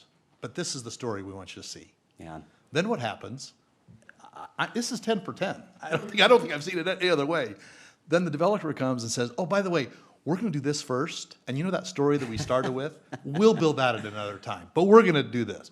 And what's frustrating for us as citizens, our hands are tied. And I don't know whose fault that is. I don't know whether it's our city's fault or if it's developers' fault, but we were sold, the first conversation was, all of this was gonna be restaurants. All this was gonna be great restaurants. Oh, by the way, we're gonna do a few townhouses up here. Well, that's not quite how, I No, it was pitched it. never sold that way. That's how I took No, it. that's not how I took it. Right? I mean, it was a full development, and so I get that. But there was a lot of discussion on a lot of the retail. Sure, and that, Right? And so now when the first thing that comes out is, hey, we're gonna build a bunch of townhouses and there's not gonna be enough parking. It's frustrating. well, Right? Especially when when I ran, residents said, Todd, whatever you do, make sure that there's no multi-unit housing. Todd, I Right? trust I mean, me, so we're frustrated, right? Our hands are tied. This is probably gonna be approved. I think it's fine. But super frustrating as a resident when our residents are asking for less and less multi-unit housing and there's nothing we can do to stop it. Todd, there is something we could have done. We approved the overlay.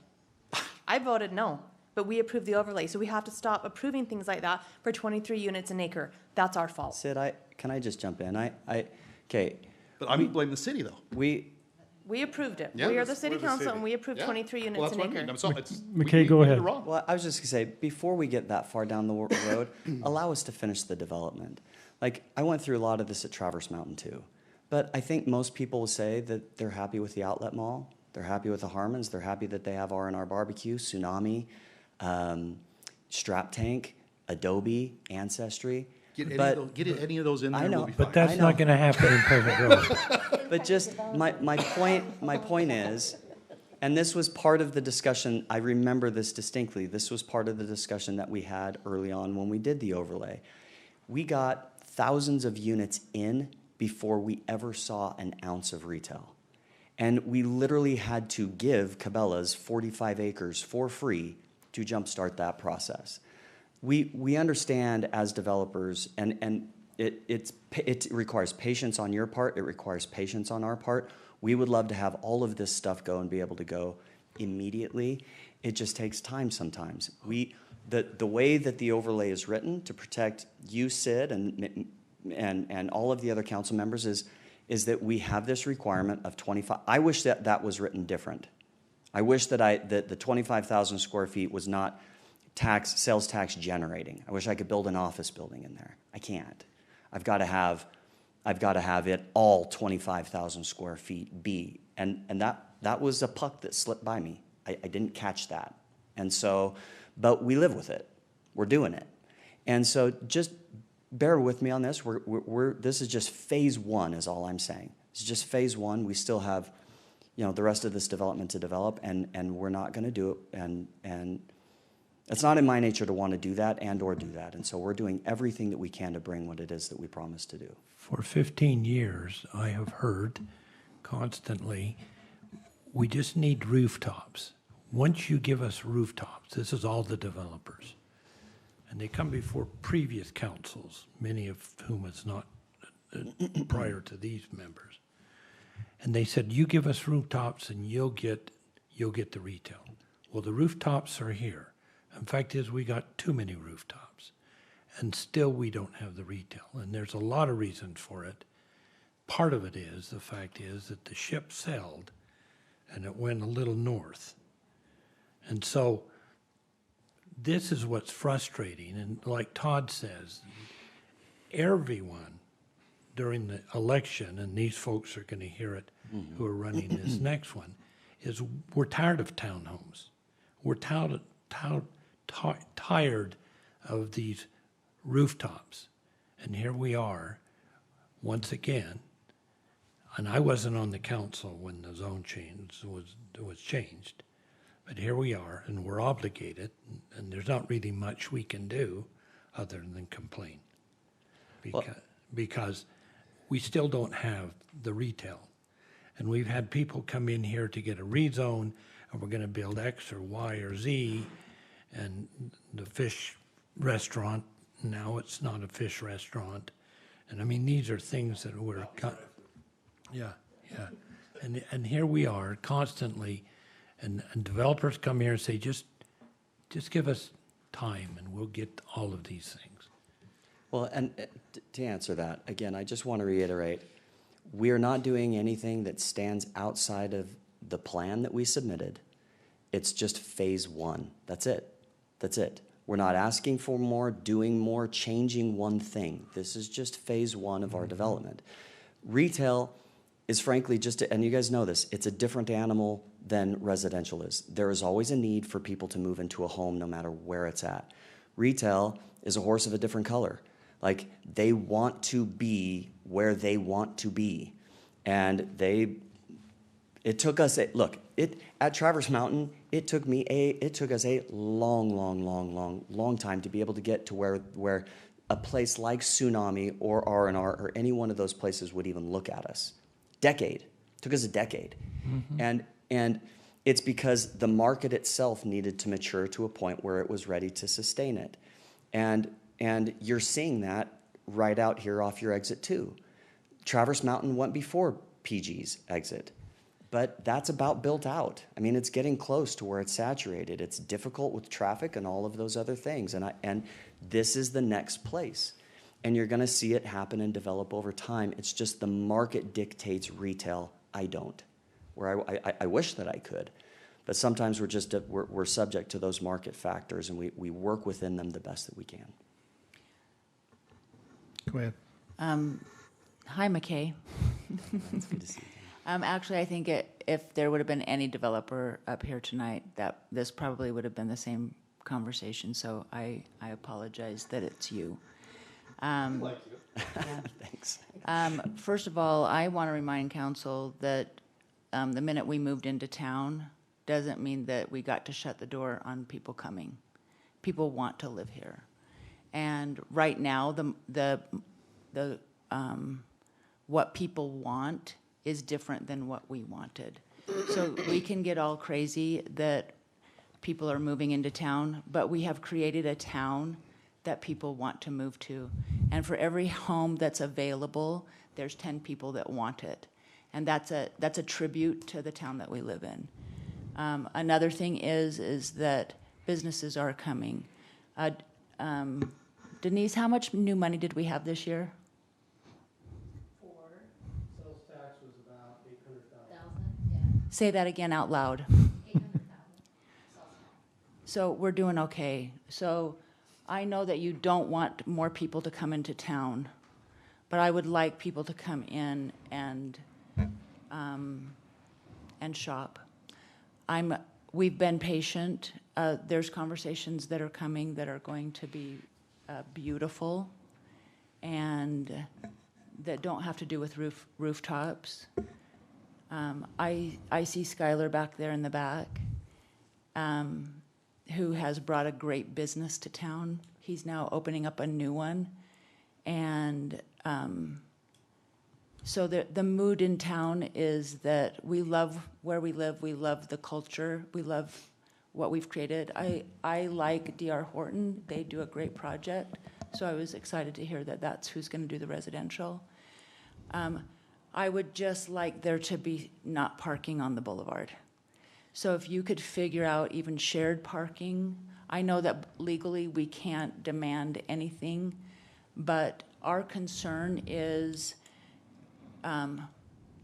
parking looking good. I do have one question for Dion.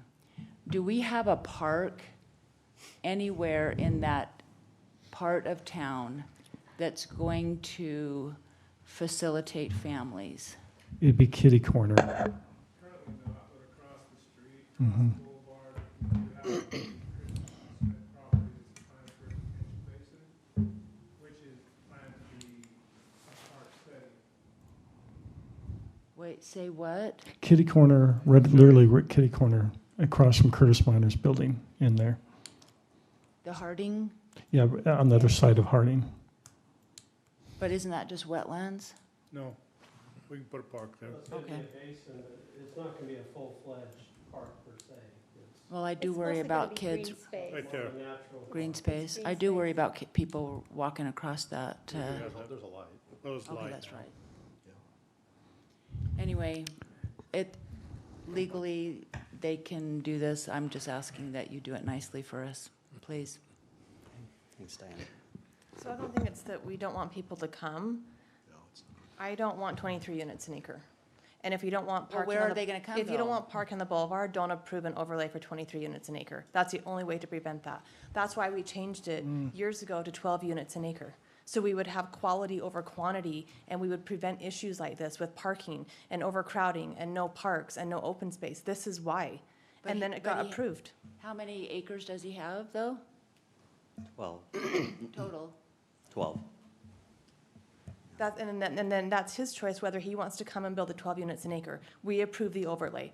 So we can't complain about parking and these other issues when we're the ones who approve the overlay. And 23 units an acre is a lot, especially when those residents who've lived here pay property tax and they want more shopping and they want to stay here in our city, don't want that. We're doing the exact opposite of what they want. But I think we do have, I think we've been very good about adding businesses. What we have, the businesses, yeah. And now on prime commercial property, we're adding 262 units. Sid, when you say, and I don't even need to continue to interject, but if you remember when we got this approved, I don't know that I would describe it as prime commercial property. You know, we put $1.5 million road in for the city. When I say for the city, it was one of the conditions that we had, is we had to continue that road all the way through, which we've done. That was a part of the city's transportation plan, a critical part of that plan. So we've, in some ways, we've solved problems with how circulation is run through the city. You know, and because of that road, it bifurcated the property in a really funky way that left really just a lot of random kind of leftover parcels. Thankfully, once we put in the road and then there was a light that went in, it created, you know, a hard corner that allows for 2 out parcels. But I don't think that opportunity comes without us putting in the road. So it wasn't, you know, I think, I remember at that time, I think the consensus was that this was a very, very, very difficult commercial property. Yeah. And I think by putting in the road and doing some of the stuff that we've done, we've turned them into retail pads that, in my opinion, are viable. And that are primarily, you know, that can be, you know, great either businesses or restaurant pads and things like that. So I think that we're doing a good job. I think that it's, you know, give us a little bit more time. You'll see all of that come to be, and hopefully you'll be sitting down eating at a good restaurant and thanking me instead of cursing me over the thing. I mean, I We'll hope see. so, but with that road comes 500 people right there.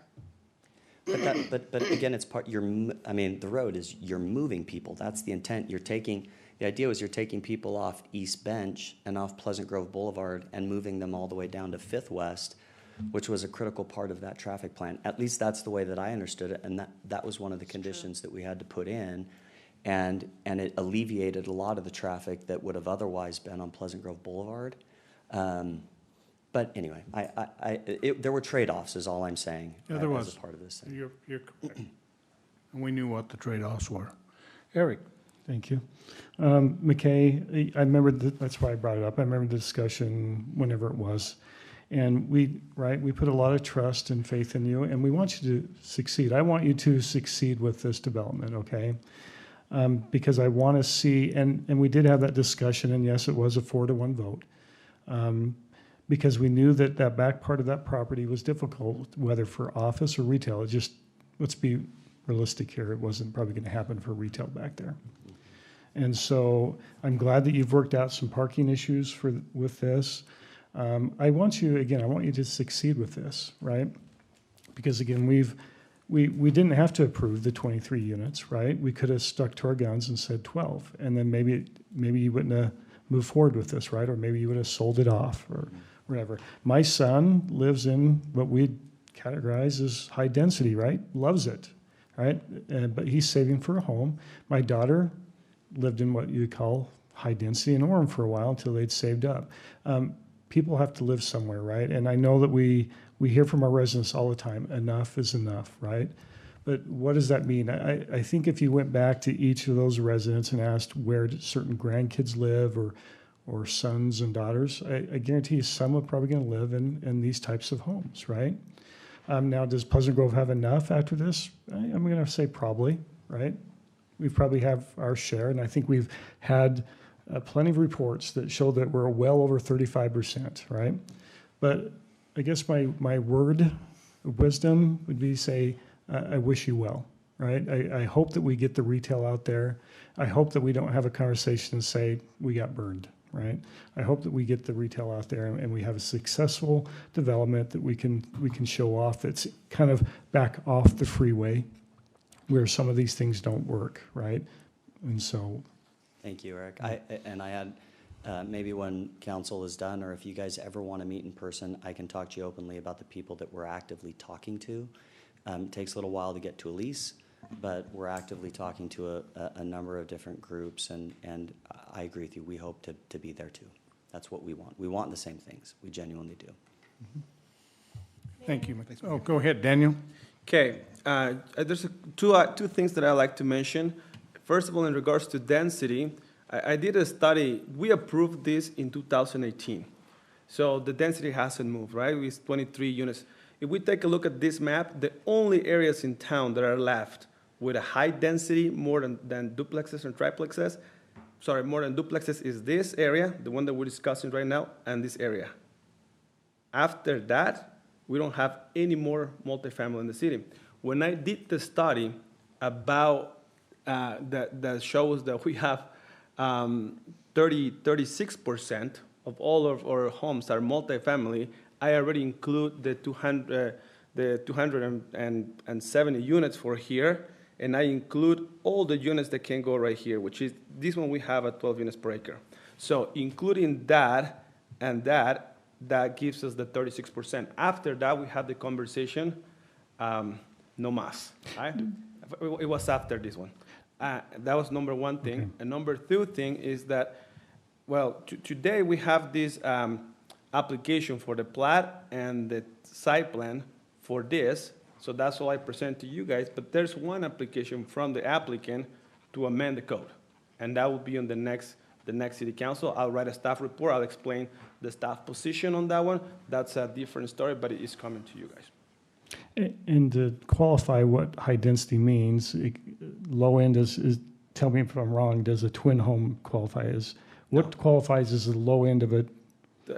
We counted multifamily 3 or more units together. Okay.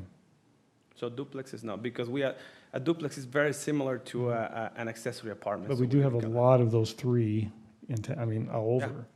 So. Thanks, Daniel, for clarifying that.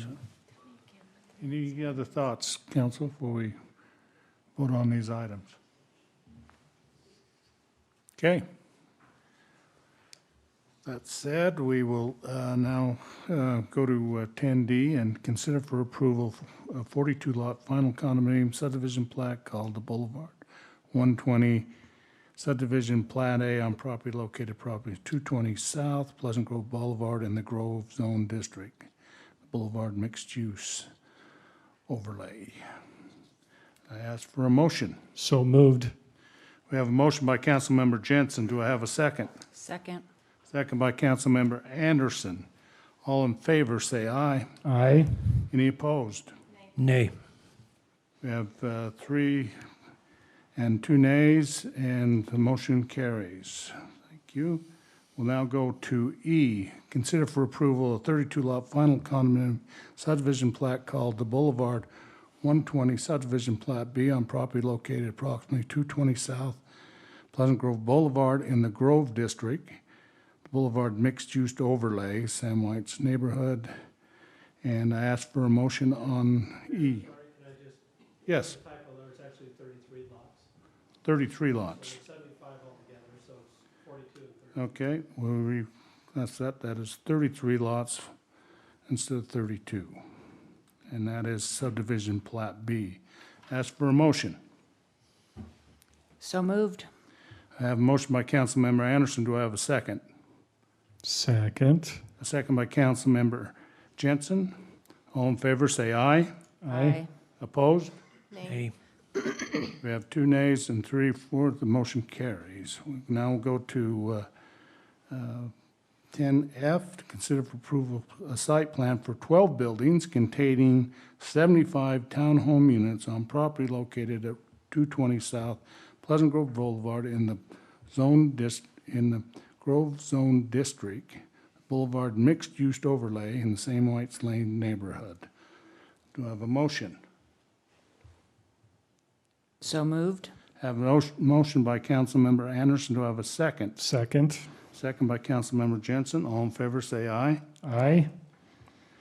Those opposed? Nay. Nay. We have 3 ayes and 3 nays, and 2 nays, so the motion carries.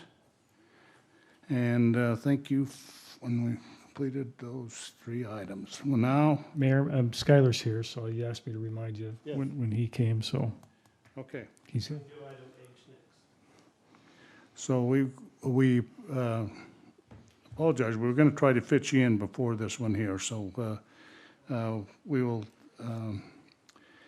we'll go to 10H, consider for authorizing the mayor to sign Skylar McWilson's request for a local consent apply for a full-service liquor license as required by the state liquor license for Under Wraps located at 1043 South Valley Grove Way, Suite F at Pleasant Grove. And the presenter is our city attorney.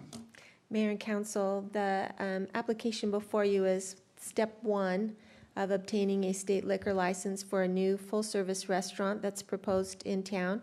Skylar McCallison already has one business, I believe. He's walked the line in that commercial development. And he's proposing to open an upscale Japanese dining experience in that restaurant. It's in the same area, I believe, not the same strip mall, but in that same development. And he is going to be asking for a full-service restaurant liquor license from the state. To do that, part of his application is he needs to have local consent that we agree as a city to allow another alcohol serving establishment in the city. He still has some other things to do in order to finalize his actual full-service liquor license. So he will be coming back for that. So this is just the initial, are we willing to have that service in our city in this restaurant? And he's here, so if you will have any questions, you can ask him. Skylar, would you come forward and?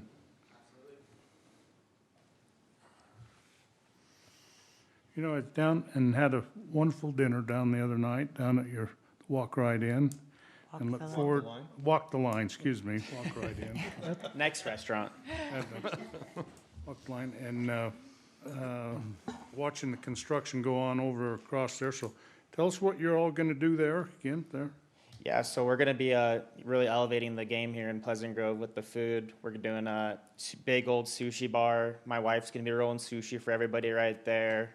And then we got a little VIP room we set up to have business meetings and stuff. And we actually put like a big curtain that's going to separate the bar from the dining room. So that way it's kind of separated for the families who want to be over there.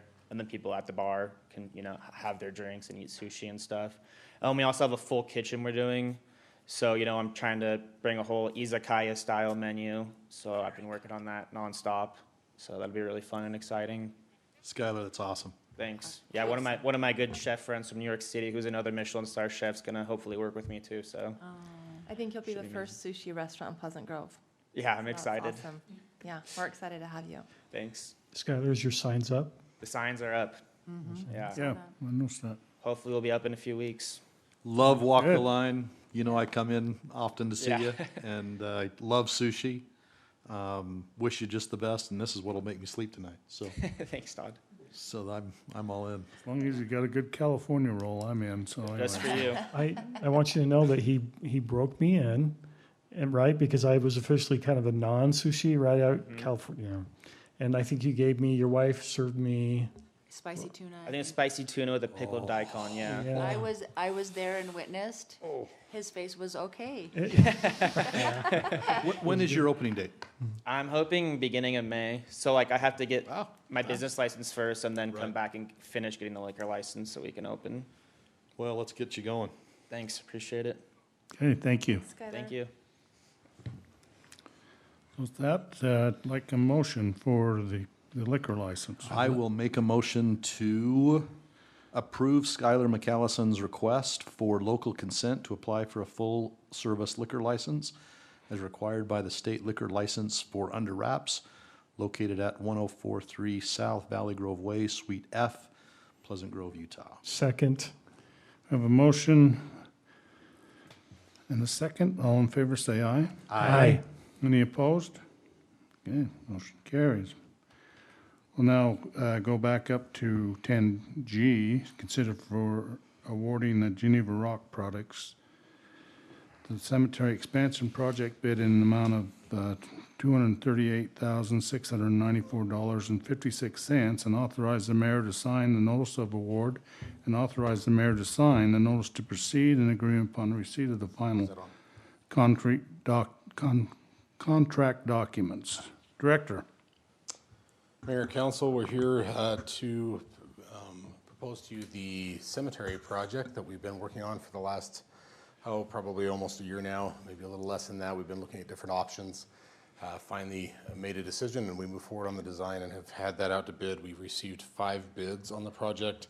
I was hoping to be able to show you the project just to make sure. When we did the project, we were kind of looking at our budget and where we needed to fall out to be able to get the project at least finished in the area directly adjacent to the pipe plant property.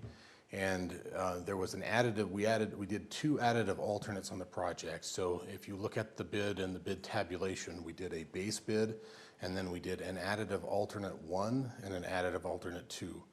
So the base bid was essentially to construct all of the roads and all of the cemetery area, but it did not include a parking lot. There's a 39 stall parking lot that's proposed on the overall site plan that's directly connected to the furthest west road.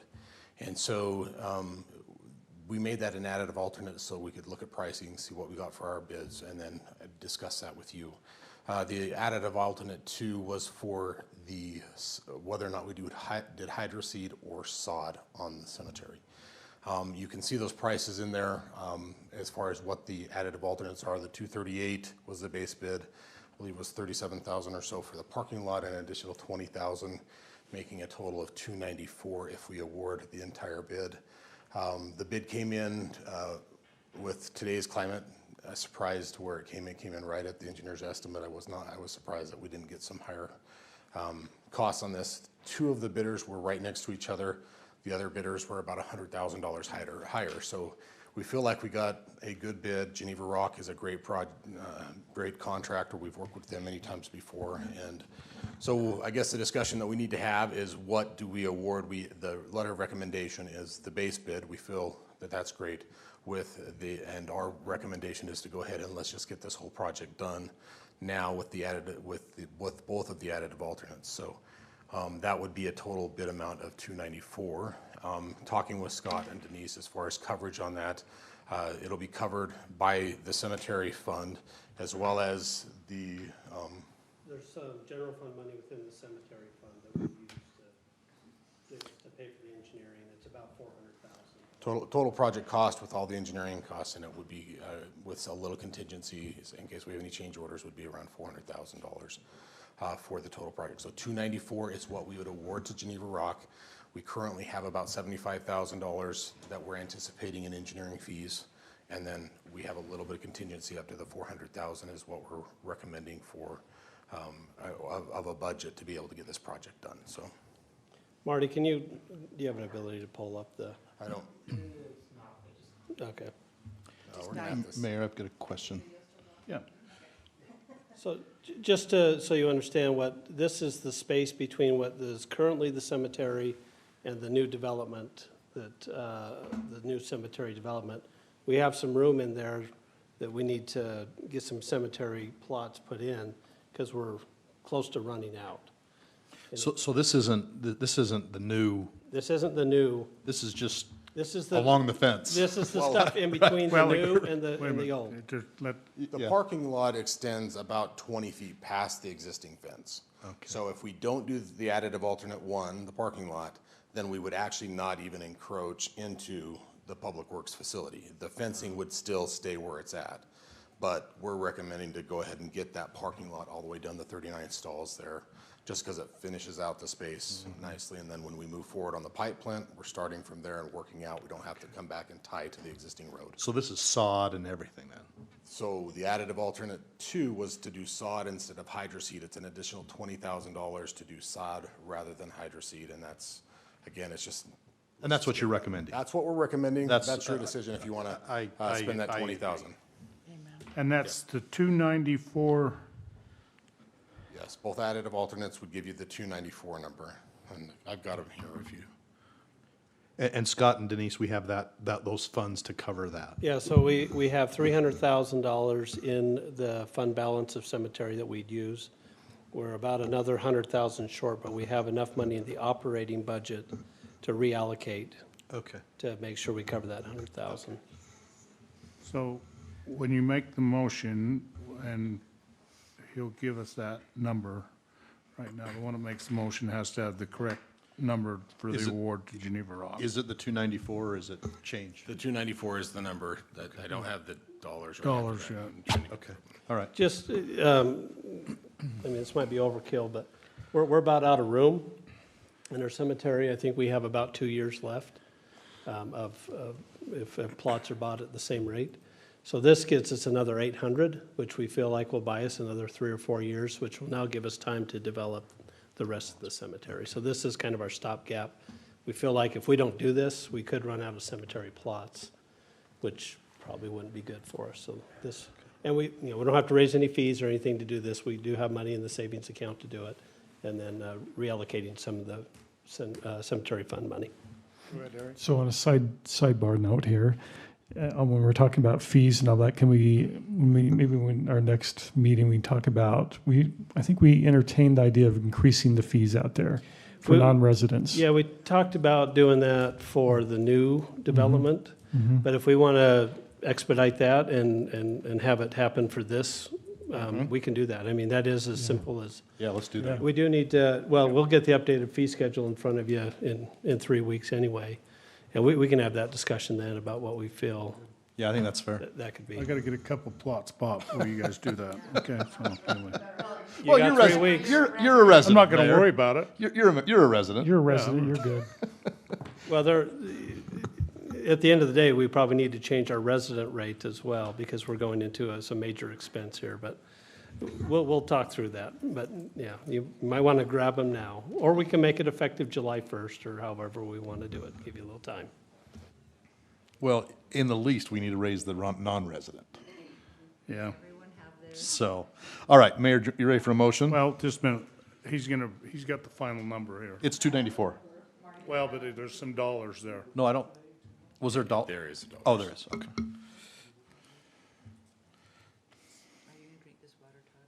No, it's been there for a couple weeks. Okay, so the bid tab. Can we get some more water up here? Do we have any more water? I'm good. I got my, It's fine, it's fine, they all don't, it's fine. No. yeah, you've It's got the more police water. chief and the fire chief. It's gonna be a long night. Here we go.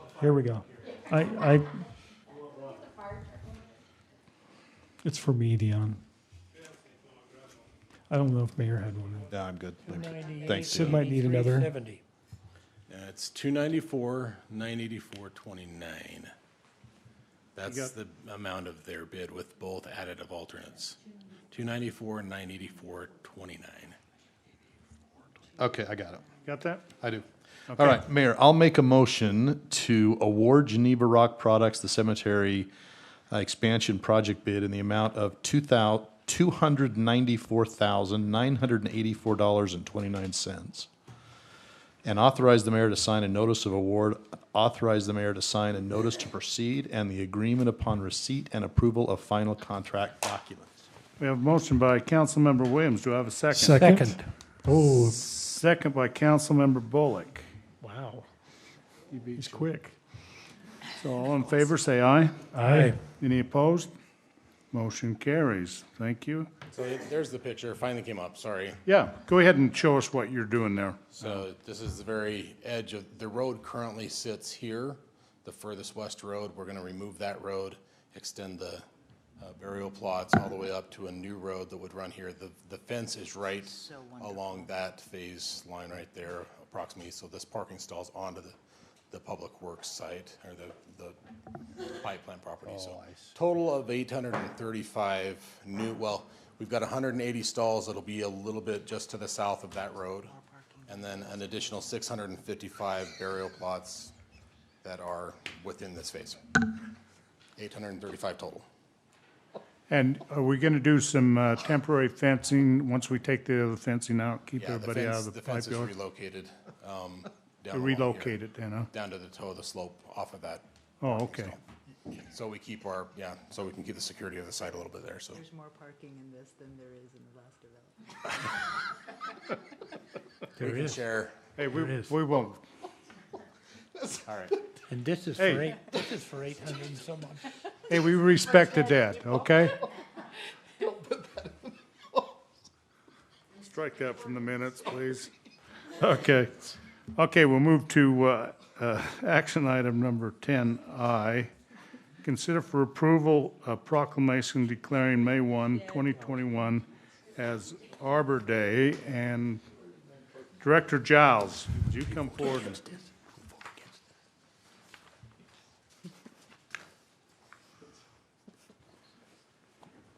So this is part of our Tree City USA status to hold Arbor Day celebration once a year.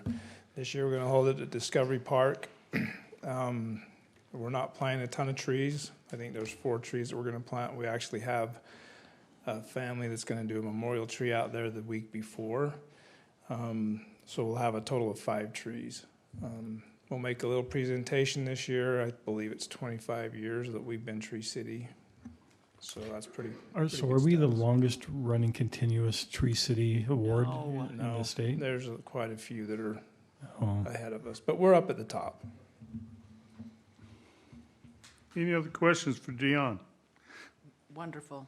And you're all invited. Okay. Yeah.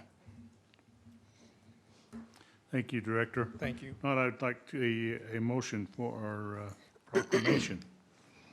So moved. Second. We have a motion by Councilmember Jensen, second by Councilmember Lamone. All in favor, say aye. Aye. Any opposed? Motion carries. Thank you. Now we'll move back to our items that we didn't finish in the work session. Where did you end up, Councilmember? We didn't Mayor get, Pro we Tem? didn't even get to any of the staff, so. Councilmember Jensen did a fine job. He kept us on task. We got some work done. Thank you. We do, if I can make a recommendation on how we proceed the rest of this evening. Yes, please go ahead. It's getting a little late. The executive session, there's not a rush on that. I would prefer we do that in 3 weeks on May 4th, if that's okay, due to the lateness. If you would like, we can go over the pipe plant numbers and go over, what all that means. It is pretty convoluted. There's a lot going on with what we're going to talk about. And so I don't know if that would better serve us to wait, 3 more weeks to do that, or if you want to take first tackle at that tonight, we can do that. You good? Your call. To wait or to go to listen to the? Whatever. Whatever you want. Your call, Mayor. Hey, well, Marty's prepared. I Yeah, think let's do it. Let's do it. Okay, Marty, will you come pull up your information here? Marty and I are going to tag team this one. I just want to say, Marty's going to show you a spreadsheet here that has been a lot of work. Because what we're doing in aggregate is we're developing 40 acres of property. So if you think about what we did in this building and next to us here was a couple acres.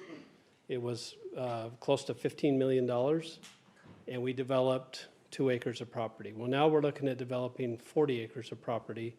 Now, the buildings aren't as intense, but there is some expense to that. Do we want to take a recess and let everybody?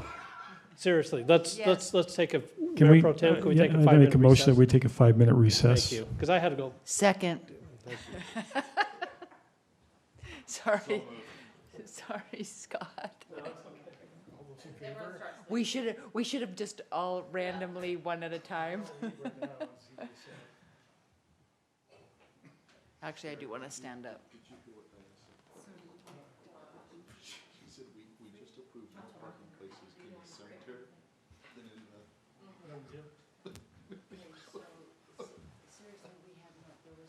No, I agree. But I think we're put in a difficult situation.